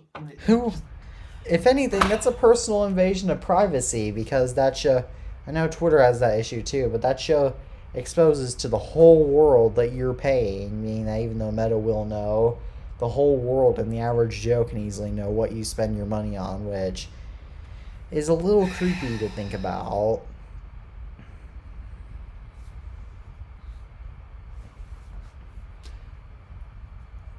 I don't even want to talk about this anymore. This is just so sad. I don't even want to talk about this anymore. All right, now the next topic is Tesla's new Magic Dock. Oh, I'm pretty sure you just added that in after watching my video. Yes, of course I did. Do you know I watched that All video right. or not? Huh? Do you know if I watched that video or not? No, but I have a feeling you might have. Oh, I did. So, what are your impressions? Because if I were to start, I'm going to go on a long ways. All right. I absolutely I like it and hate it at the same time. I like it because it's a good way for CCS or EV owners to have a great charging network. However, I hate it for two reasons. Number one, it's inconvenient for Tesla owners to have to. It's inconvenient for Tesla owners and for CCS car owners because they have to park their car and a lot of their cars in weird positions. And number three, I absolutely hate. And this seems like it's just going to take away from Tesla's business because Tesla should be focusing on knocking the competition out of the game, and just selling their own EVs and EVs with the NACS connector. Yeah. So, all right, you ready for my opinions? Because I got a lot. Go for it. All right. All right, here we go. So, first up, my general thoughts on whether this is good or not. It is good for consumers in a sense that now if they own a CCS EV, they finally have access to the supercharger network. And the reason why I'm saying they finally have access, like it's a necessity, is because everyone else just completely sucks. Like, I've been paying attention to out of spec. They created a service currently on Twitter and via Google Forms, so they're working on an app that we can download on our phones and report it, kind of like PlugShare. It's called Rate Your Charge. I don't know if you've noticed, Teddy, but I've posted a couple Rate Your Charge updates Yes, I on Twitter have. because of that. And now you know what town I live in. Well, close to where I live. I don't actually live in that town. Yeah, but I'm close to I it. visited that city on Google Maps. Yep. You could find the worst intersection ever. I found it, and I even went back on it. And Google does not visit your area often. They visit it in 08, No, 09, they don't. 2015, barely 2018, I think 2021, Yep. and 2022. I'm surprised they updated the Street View last summer because I could see the construction at the one corner. Google's starting to get a lot more specific, a lot better about updating. Yeah, they're doing better. Apple, on the other hand, yeah, the image of my house is a scene from 5 years ago. That's the same age as the iPhone XS. Yeah. And I double checked, it was 5 years ago because my mom sold the car that's in the driveway 5 years ago. So because of that, I know it's a scene from 5 years ago. But anywho, so yeah, Tesla, back to supercharger stuff. So it is good for those to finally have access to the supercharger network because at this point, people just can't get around on the public networks. It's that bad. However, as great as this is, I think it's a huge step backwards. It's a solution for a problem that's going on now, but it's not a solution necessarily for tomorrow. It's like the iPod Touch in a sense. It's a solution to a problem now in a sense that brings people into the world of iOS. However, it's not a solution in the long run because the iPhone eventually would replace the iPod Touch. Mm-hmm. Because So, I eventually know why more they- EV makers are just going to switch to the NACS connector anyway. Yeah, that's ideally what they should be doing. But yeah, so the reason why they did this now of all time, so if this doesn't work even all that well now, because I'm going to be honest, it actually doesn't work that well right now as it is. The reason why it doesn't work well now, well, why did they do it this early then? If it's not going to work as well for them, is it because, well, they still want to screw them over because, hey, you should be buying vehicles with an axe connector, or even better, our vehicles? That's not the reason. The reason why they did it now is because government funding, the NEVI funding. For the longest time, EV chargers, charge point operators, it's hard and it's expensive to put DC chargers in the ground. It costs millions of dollars for an installation. Just one installation. So, and because Tesla, they want to accelerate the EV charging, or putting chargers in the ground. Well, it'd be nice to have access to that funding. And we all know, hey, Tesla, they got reliable hardware. So personally, I would give them lots of money.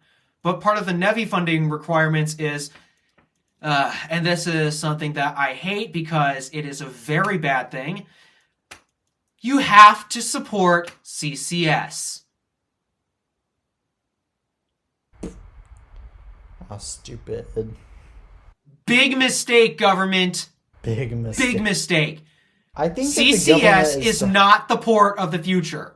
It is not, and I think the U.S. government is generally just beginning to get a little too monopolistic in the sense that they're trying to destroy literally every company for not being a monopoly when they are, and for just trying to be fair to the competition, even though they are being fair. Like, for example, iPhone users in the App Store.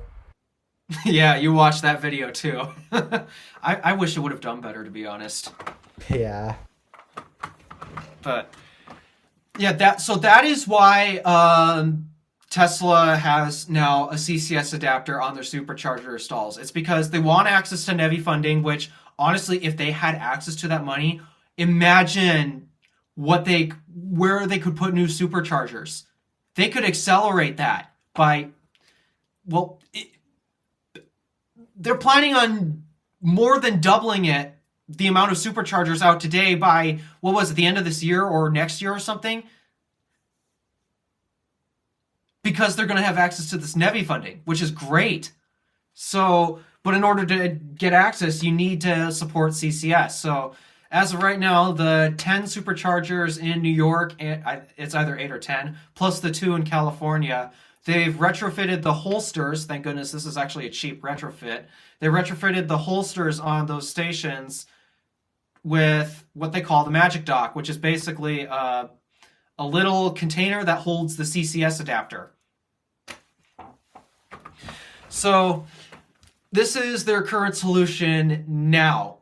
And obviously, due to some videos that I've been watching from, there was one in particular by State of Charge. He's pointed this out on an extra large scale. I don't know if you guys know this, but the cables on Tesla superchargers, they're short. They're actually very short because they're optimized to reach Tesla's rear left mounted charge port. They don't need to be any longer than they are for Teslas. But that's a problem for other EVs, like, say, I don't know, here's a good example, Ford F-150 Lightning. The charge port location for that truck is on the driver's fender, front fender. That's why it's so inconvenient. Now, Tom Malogny from State of Charge, I watched his video on this. He did get it to reach, with an asterisk. His bumper of his truck was against the bollard that holding the sign that says, here's how you activate the supercharger for CCS vehicles. His bumper was against the bollard, and there was so much strain on that cable. But he got it in, and it was one of the sketchiest charging sessions he's ever done because, that's a lot of stress on that cable. Yeah, and FYI, you do not want to strain those cables. You really do not want to strain those cables. So, it's a problem. The F-150 Lightning is an example, but to my surprise, even though you'd look at the F-150 Lightning's charge port location, you might think, wow, that's pretty far back. There's vehicles like the Lucid Air. It's further back than that.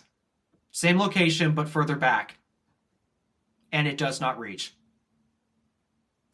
Well, apparently school's gonna be closed tomorrow, so that's why I wasn't really talking, is because I had to get that all straightened out.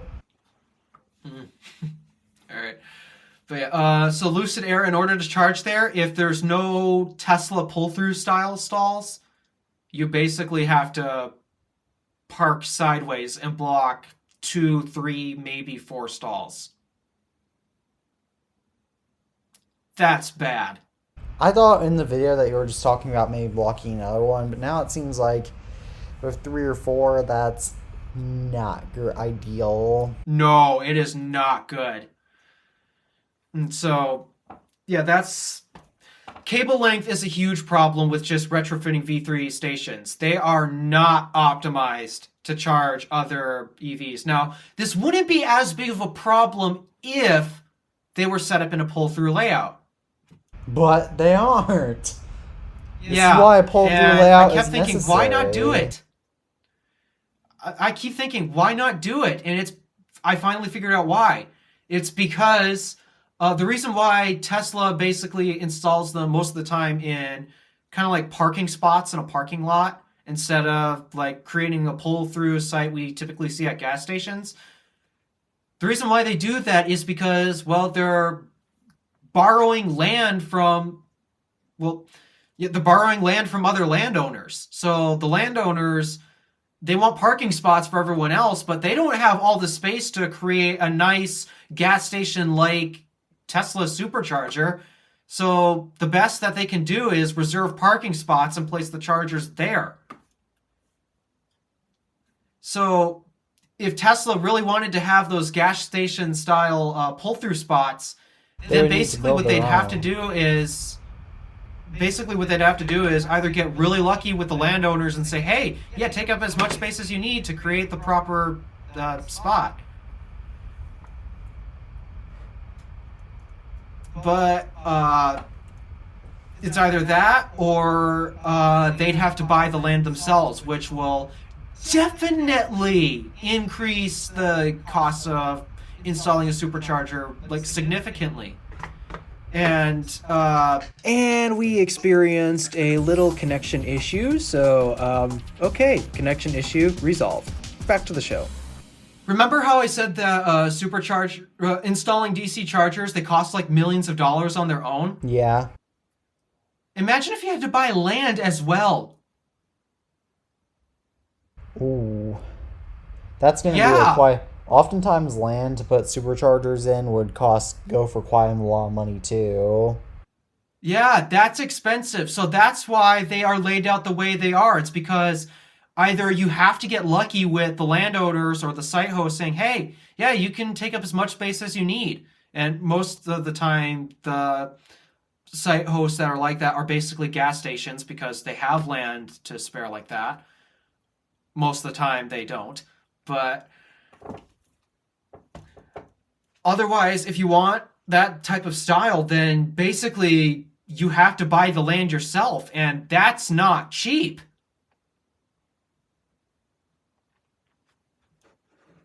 So that's why they laid out the way they are. And unfortunately, that means it's just not going to work well for non-Tesla EVs due to the way V3s are designed. But that's not the only issue that the current setup is having. Your CCS EV, even if it can pull 200 kilowatts and you have a 400 volt EV architecture like the Rivian R1T, for example, this in your video. classic. Yeah, I know. I'm basically repeating the whole thing at this point. And there have been some commenters that are like, well, the reason why it's not working properly is because their batteries are cold. Sorry, guys. I've found some charging sessions where they did precondition the battery, which means the battery was hot, ready to take all the juice. This is still the case for them. No matter if you have a 400 volt EV architecture and it can accept more than 150 kilowatts, you're not going to get more than 150 kilowatts. And I finally discovered the reason why, too. So I guess there's an update in that video that I probably should post in the comments. It's because of the Magic Dock adapter. It's rated for 350 amps, which at 400 volt pack voltage, that equals around 150 kilowatts. That makes sense. Yep. So it doesn't matter if your battery's warm or not, guys. No matter what, you are not going to be able to pull more than 150 kilowatts because that adapter is limited to 350 amps. But, and then the 800 volt EV are, and then if you have an 800 volt EV, that's going to be adding a lot more extra complexity because the supercharger network is mostly designed for 400 volt EVs, not 800 volt. So there's more complications with that going on. And because of that, it's resulting in their charging speeds to be even worse. Macros fans are really kicking in. Yeah. All right. So well, that's what's going on with that experience. So batteries okay, I need to don't wrap up often my charge final when thoughts they're because batteries don't yeah, like to well, charge I need to wrap up. often when they're hot anyway because they tend to overheat and expand. No, not in the EV world. If you want that battery to charge fast, you want that thing warm. Aren't they still based off of lithium ion though, just like iPhone batteries? For the most part, yes, but they have other. Well, but another thing too to point out is they are so massive. They are. Their size has a big impact. Now, yes, you can overheat the batteries to the point where it will slow down the charging, but if you want great charging speeds, warm versus cold, you want warm. You want a warm battery in order to get it to charge at the correct speed. Well, that's something new. All right, well. Yeah. I'm gonna save the next topic on my list for once Tabby gets back because it's a pretty special one. Well, hold on. I haven't finished up my thoughts yet. So, You my haven't final thoughts. How many thoughts do you I know. have? I told you. I have a lot of thoughts on this. I have a lot of thoughts. So, I'm going to try to summarize it as quickly as possible. So, in terms of what this is going to solve and how this will go in the future, once Tesla comes out with their V4 stalls, it'll address the voltage problem that 800 volt EVs are struggling with. It'll address the cable length issue, so that way cable gate won't be an issue anymore. But there's one last detail about it that I just do not like. I don't support CCS. I don't. If I were to make a charging either. station, it will not support CCS. Why would it? Yeah, that's the other stupid thing. It's just like with the iPod Touch. Why would they even make an iPod Touch in the first place? If Apple, you think Apple would be smart enough to know that the iPod Touch would get replaced by the iPhone? Yeah, I'm surprised that they waited so long to do that. I'm But surprised that Come Apple on, guys. You even got to made admit the it. The iPod NAX connector is just better in every way. I'm surprised that Apple even made the iPod Touch in the first place because the iPhone was already. I'm surprised they did too. Another interesting fact is that 2008 was actually the best-selling year of iPods of all time. That is kind of funny. That's not only the year I was born, but that was also a year of an economic crash. But nope, iPod still sold. That was still the peak of the iPod, technically. Yep. But yeah, that's my last thought. It should not be supporting CCS. Guys, ditch it. CCS is garbage. They call it the combined charging system or whatever it is. That is not its name. Its actual name, by my book of definition, is the crappy charging system. That's correct. The crappy charging system. There is no advantage to using CCS, so why not switch now and make it much easier on future EV customers? Right now, EVs are a small portion of, car ownership here in the United States. And from the sounds of it, it's only going to grow. So do it now. Save the hassle of people getting frustrated with dealing with this port. I've even discovered that this is less durable than Nax. What a shock. So, yeah. Automakers, switch. CCS is actually holding you back. All right. Do you have any more topics? Because I still got my surprise topic that I want to throw out as well.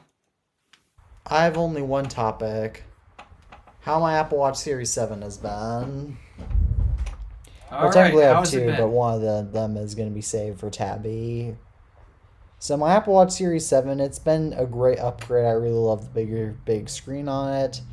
But I also really enjoy the fast charge on it. It's so quick, and unlike in my unboxing video where I said that wasn't its initial charger, it is the original Apple charger, and it's so awesome to have fast charge because I can conveniently charge my Apple Watch like I had to earlier today. What else is good? Oh yeah, I also really love the keyboard on the Apple Watch Series 7 because even though it's still a little hard to get used to, the keyboard, I didn't find it think that the Apple unusable. Watch Series 7 keyboard would be comfortable to type on, but it actually is. Well, it's not uncomfortable to type on. It's just hard to type on. Well, I am constantly mistyping things on that keyboard. I don't constantly mistype things on the keyboard, but I find it a little weird how you backspace on everything and go to numbers and whatnot. That's a little confusing. Yeah, I'm not much of a fan of the keyboard. Yeah, after what you said on your video about the Apple Watch Series 7, I actually didn't really like that change either. Mm-hmm. So that's overall all I have to say about the Series 7, and overall I think that was a worthy purchase over the Series 8 because I would not benefit from anything in the Series 8. Yeah, I don't think anybody would, to be honest. Except for women, but I'm not. Yep, women. except for the ladies. Again, going back to Apple Apple being sexist, sexist. guys. Yep. All right. What's So the we surprise? ready for my surprise topic? All right, here we go. I have to send you something in iMessage real quick. What is it? This better be good.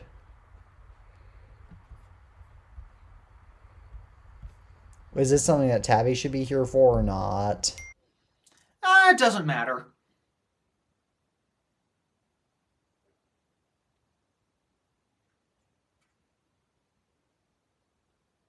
What'd you send to Apple? You recall that thing that happens every 6 months, right?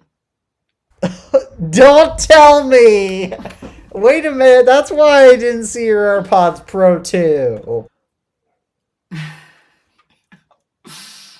Yeah. No, wait a minute. It is 6 months, literally, this time. Yep.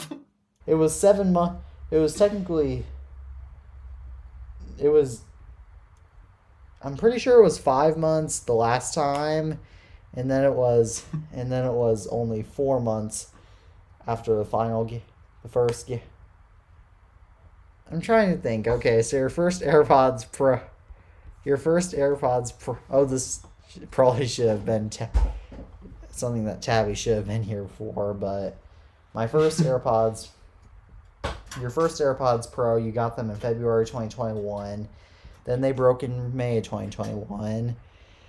Then you got them replaced, and they didn't break again until November 2021, which was 6 months. Then I believe in February of 2022 or January.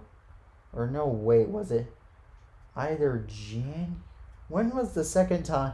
When was the third time that happened? February. I sent them back.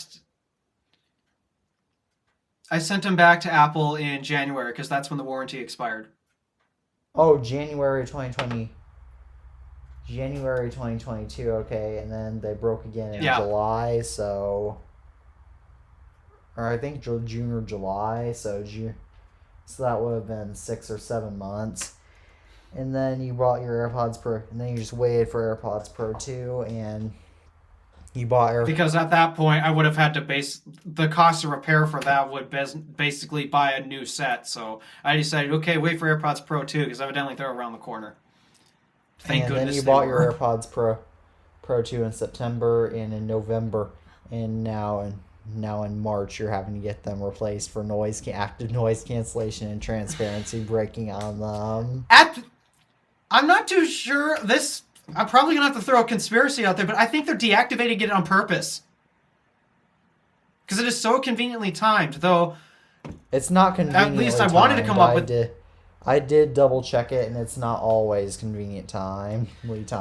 Well, finally, after calling Apple support, I finally got an explanation as of what the heck is going on with it. What? And somebody in my comment section on all of my AirPods Pro videos, his name's Halami. I have no clue if he watches this podcast or not, but he probably doesn't. His name is Halami. No, watch my Halami, videos. if you are watching this, you were right. Your theory was right. The Apple employee gave me actually legit explanations as of what the heck was going on. What was going on? My ears are disgusting. They're covered. The wax and skin cells from my ears is getting in the microphone. And because of that, it can't function with noise cancellation and transparency. AirPods? Yeah, I did, but that doesn't mean it can't still get in through the mesh. Maybe you should. I can't necessarily get in there. Maybe you should just clean your ears more often. I do. Believe me, I do. And it's annoying. Because as good as B-roll, and sensitive I noticed how your AirPods Pro 2 looked so dirty. Yeah, I did my best to clean them, but yeah, my ears may be very good and very sensitive to sound, but they are. I guess the trade-off with that is they are absolutely disgusting. Well, that could be why, since I've never heard any other reports of that. I know, and it seems unique to me. And I know I am unique. I uniquely have a set of disgusting ears. So that was the explanation. However, I got an update to the story because you may have noticed that in that text, they're on their way back as we speak. I checked the repair status of it. Apple didn't do anything. One of my classmates friends at school who actually had got AirPods Pro 2 on launch day, close to launch, he dropped his AirPods, and so as a result the microphones didn't work on them properly. He sent them to Apple for repair. They sent them back without doing anything. Yeah, so what Apple had claimed this time was unlike all the other times, I've reported that it stopped working. This time, they report they can't recreate the issue. I don't know about you, but I can hear there is definitely a problem. I should know. I have amazing ears. So, I'm wondering if maybe they potentially cleaned them, and I am really hoping they cleaned them because in order for them to test it, they have to put it in their ears. And well,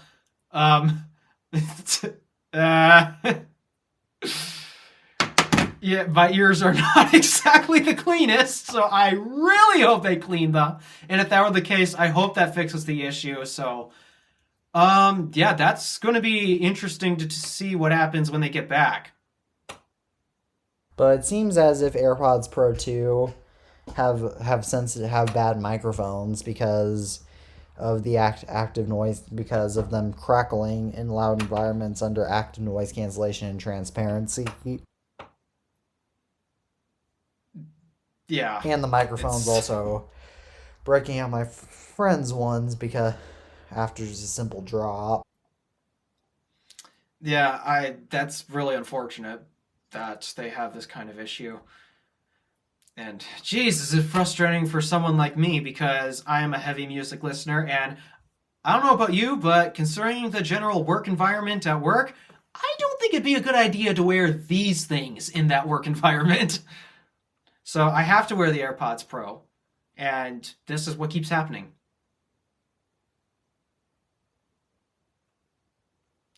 So what are the chances in another 6 months I'm going to have to send them back again?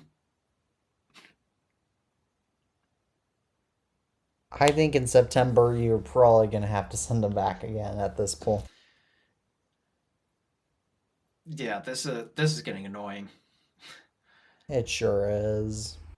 And the problem is, this is a me problem because my ears are so disgusting. My ears are fairly disgusting too, but they're not. But my AirPods are still manage to stay clean. Yeah, those are much cleaner than mine. Though whenever I do clean my ears out, I pulled like visible just gobs of dead skin cells. It's disgusting. Talk about your earwax on this podcast. No. Yeah. Well, Thank goodness these should not suffer that same issue. Because unlike my AirPods that are designed to go into my disgusting ears, these just have to stay around him. is that if Apple keeps running into these problems with AirPods, it's like Apple doesn't care with AirPods because AirPods Pro 1 were an obvious complete disaster. AirPods 3 are an even bigger disaster to the point where my mom absolutely hates ear inserts is considering upgrading AirPods Pro 2 because her AirPods 3 have given her so much trouble. What's been going on with those? So last year for her birthday, which was when March, got AirPods 3 for her birthday, and I think in around June they stopped charging. The left one stopped charging unless it was wirelessly charging. Has she tried cleaning the tips? Yeah, she tried the everything. And then she Wow. bought another pair of AirPods 3, and then 2 weeks later she got the same exact issue. That's unfortunate. So she's been using her AirPods Max more and more now because her AirPods 3 are barely working, and now the sound is wearing out on them. Yeah, that's unfortunate. And I'm glad I get to wear these around the house. Because I love the sound of my AirPods Max so much. AirPods Max are cool, but I overall just like my AirPods Pro better with the mobility, so that's why I have AirPods Pro too. Yeah, that in my AirPods Max review, I titled it "Sound That Few Would Appreciate." I'm one of the few that would appreciate the sound of AirPods Max, and that's because I'm an audiophile who happens to like Apple's sound signature.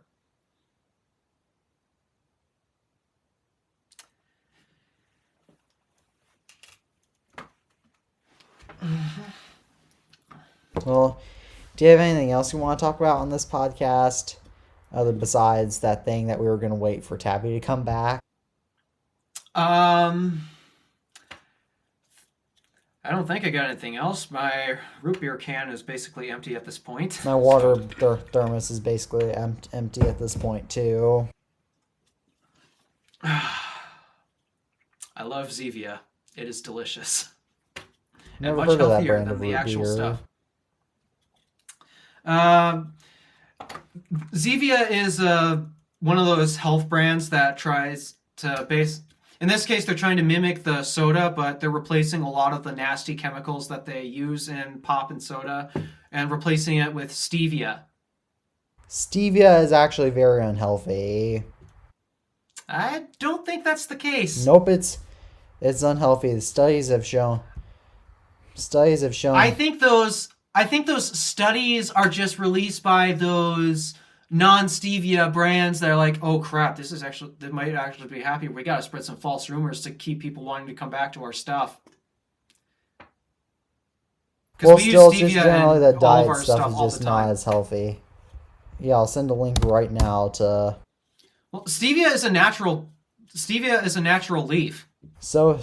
I mean, sugar is natural too. Well, they put other nasty chemicals in Yeah, it they do aside put from. they put other nasty chemicals in root in pop and soda, but they don't need. But they Yeah, really this is shouldn't what. exist. This doesn't have those. And it replaces a lot of the sugar with stevia leaves, which is really good. Though I don't really drink much besides water, so it doesn't affect me.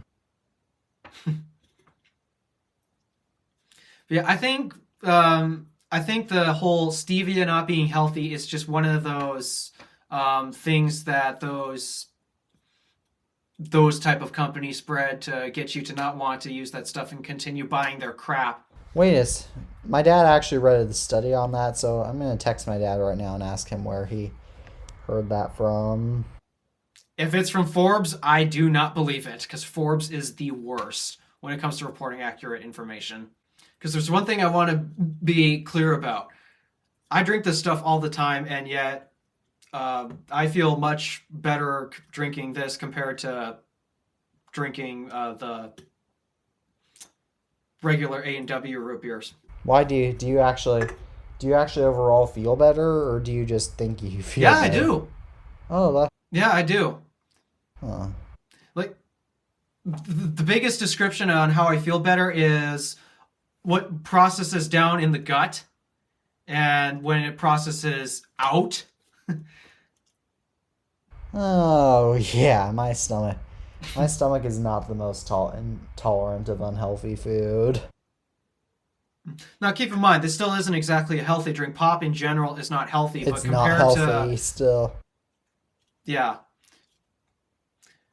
but yeah, compared to other, like, not just A&W root beer, which is one of my favorites. Oh, has to be my favorite pop ever. Well, aside from this is amazing. Um, but other drinks like Dr. Pepper, Coca-Cola, basically all the other drinks that include those nasty things. Especially the diet stuff. Oh, that diet stuff is even nastier. Oh my gosh, yeah. Yes, my And they're rebranding it to zero sugar, which is so misleading. it's li- Oh my gosh, yes, that's so mi- that's so misleading. A bit of a more personal story is that my grandfather actually used to drink diet soda all the time, and we don't know for sure if this is linked to it or not, but he had seizures and became legally blind, and we don't know for sure, but my family members think it could have been caused by a diet soda because they were never able to prove that diet soda was unhealthy, but he never had a whole lot of problems regarding that after he quit drinking diet soda. Mm-hmm. Yeah. To anyone out there who's interested in health type of stuff, diet soda compared to regular soda, Just drink diet regular soda's worse. soda. Yeah. If you have to drink pop or soda, then don't go for diet. Diet is actually much My worse mom because doesn't. My mom especially drinks. the zero sugar branding, they do technically remove a lot of the sugar, but they replace it with even nastier stuff. Oh my god.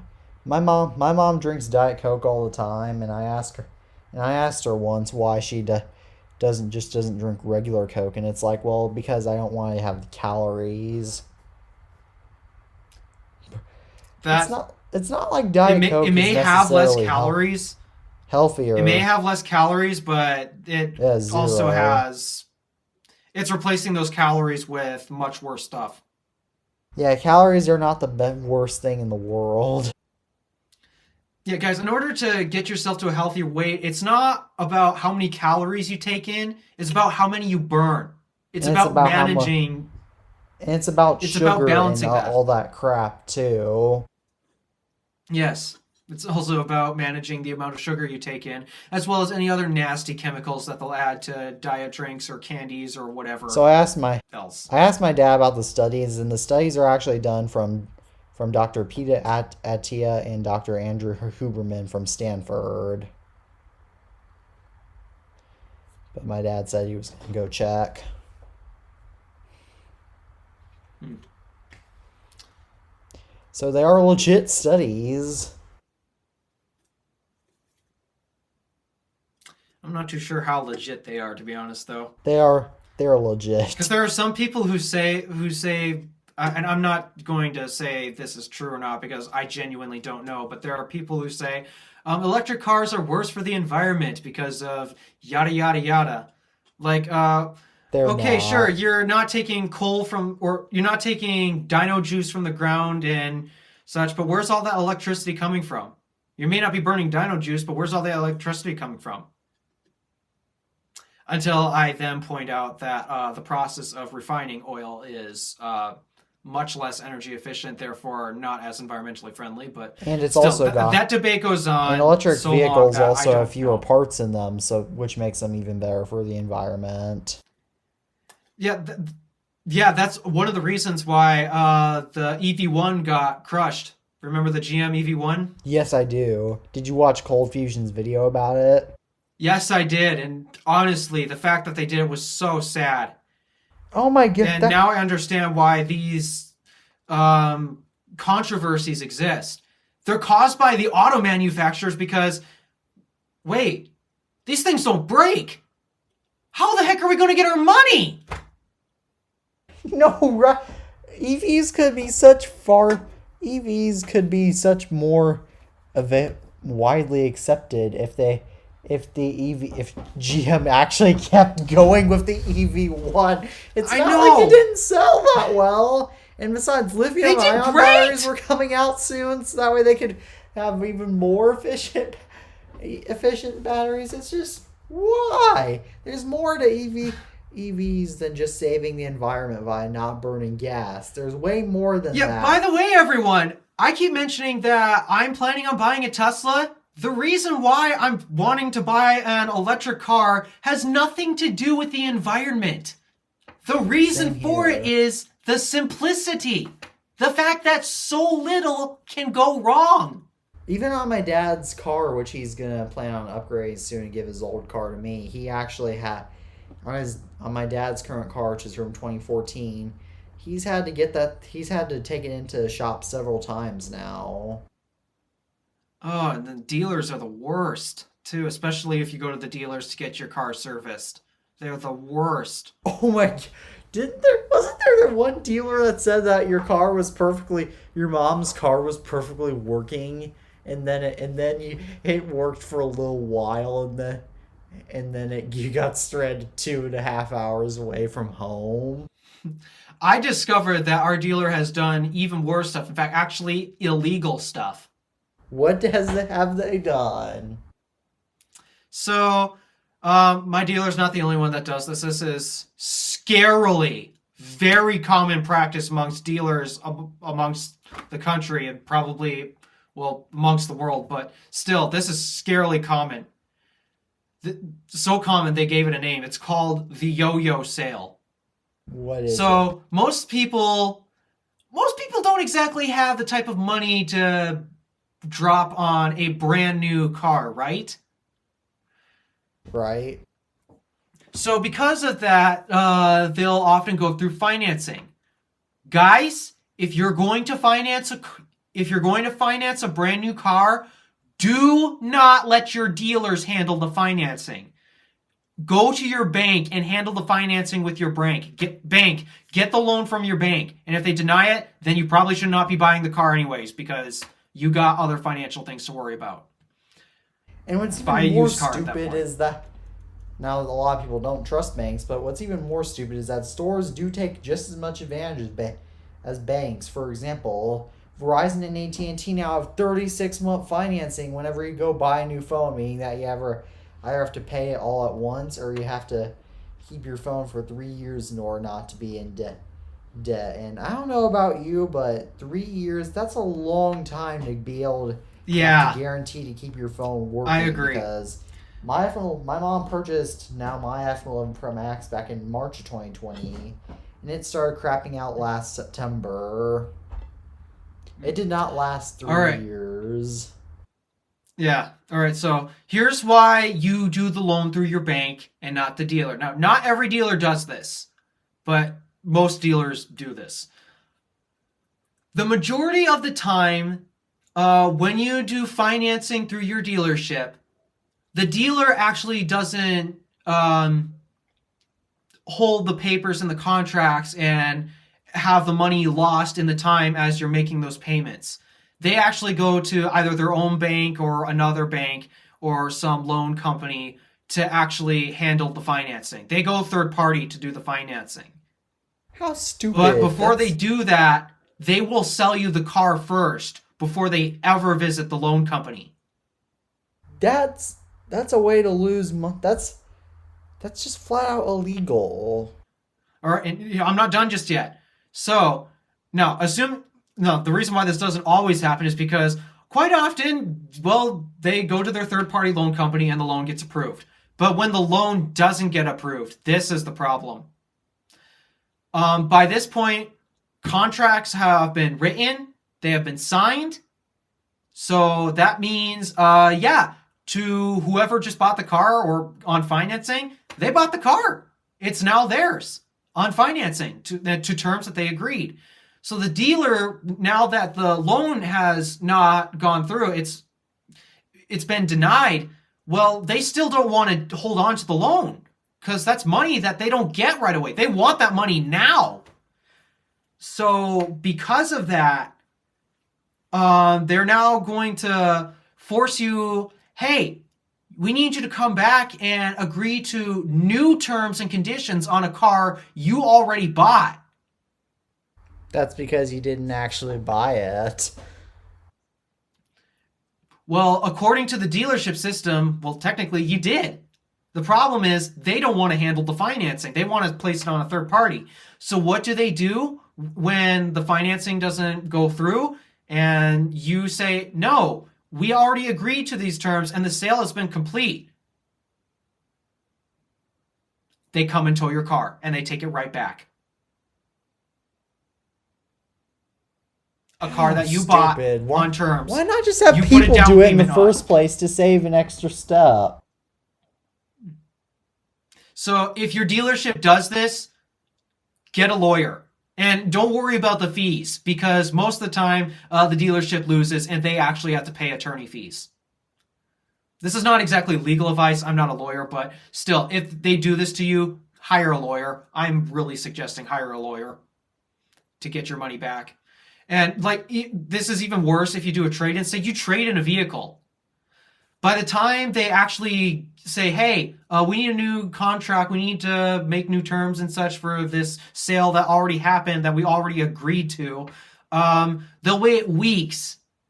They'll do this weeks after the sale has been complete. By then, the car that you traded in, they already sold it.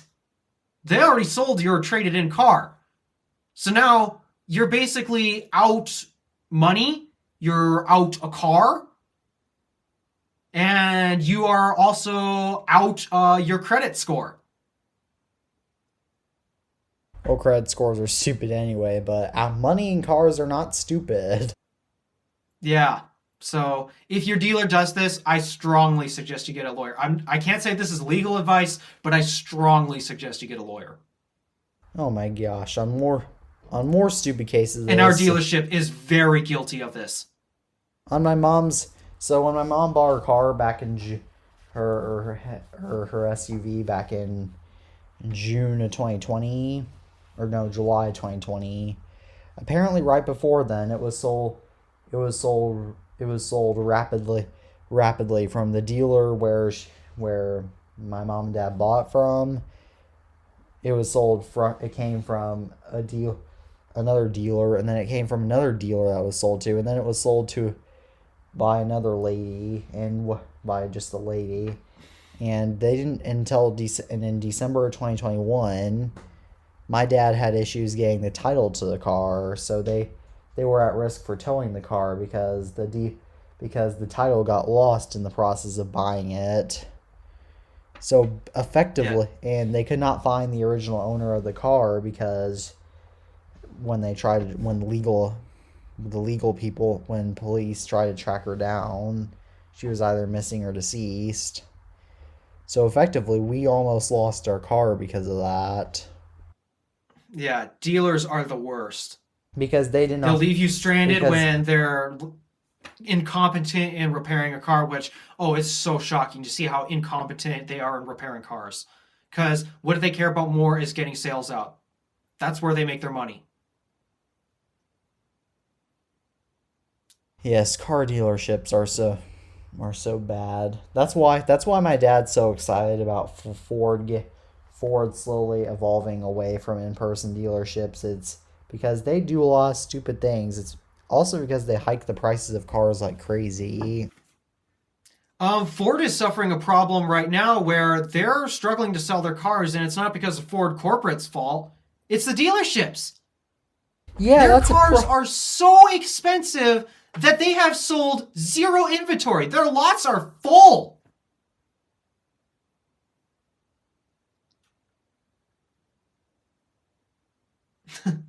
Ford, what have you done?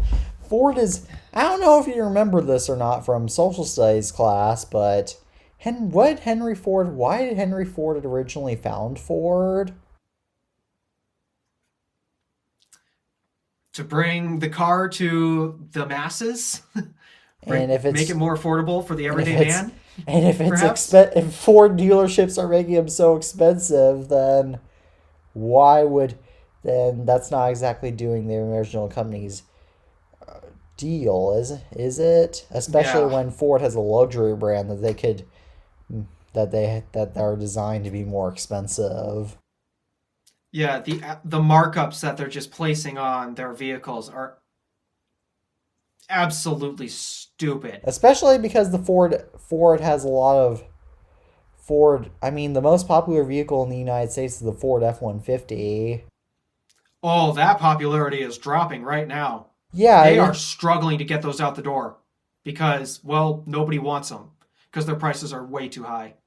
exactly. In an age where people are complaining about prices, that's just not a great thing. Yeah, it's not working out well for Ford, and I can definitely see why Jim Farley wants to do this. Jim Farley has given Tesla a lot of credit, and that's because I hate ranting on other automakers, but I have to, and it's because they do so many things that screw the consumer. Yeah, and you wouldn't, and a lot of people typically blame evil things on corporate, but this time it's the local people's fault. Yeah, this isn't corporate's fault. Ford Corporate is not responsible for what the heck is going on here. This is all the dealerships. I mean, they're not in for.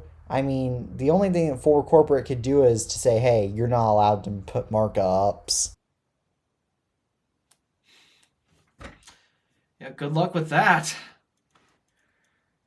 I really hope Oklahoma changes their laws to allow direct-to-consumer sales because, yeah, fun fact, you can't buy a Tesla in Oklahoma because they do not allow you to buy a car direct from consumer. You have to do it through a dealer. Oh,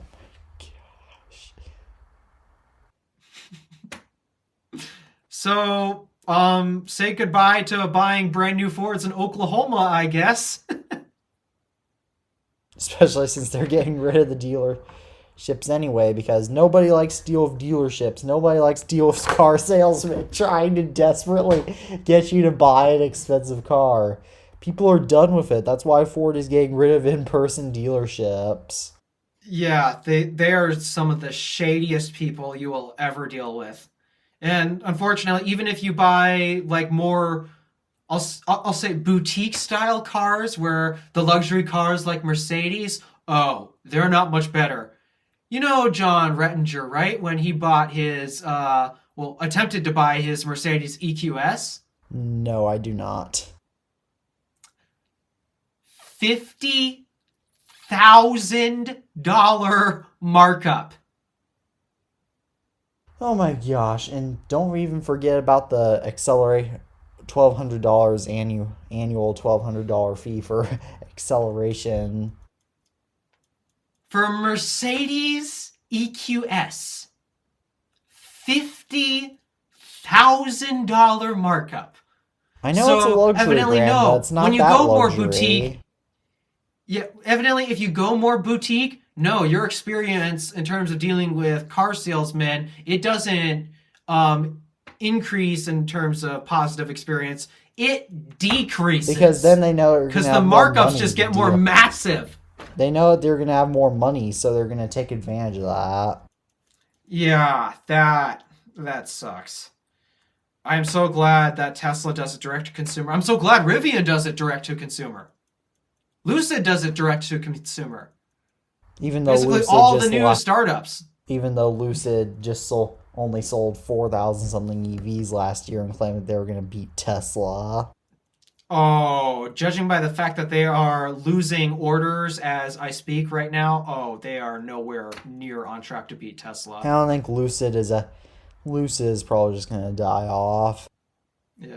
And that's sad because I love how at the moment they're the only ones producing an EV with a 500-mile range, but also their efficiency is so impressive.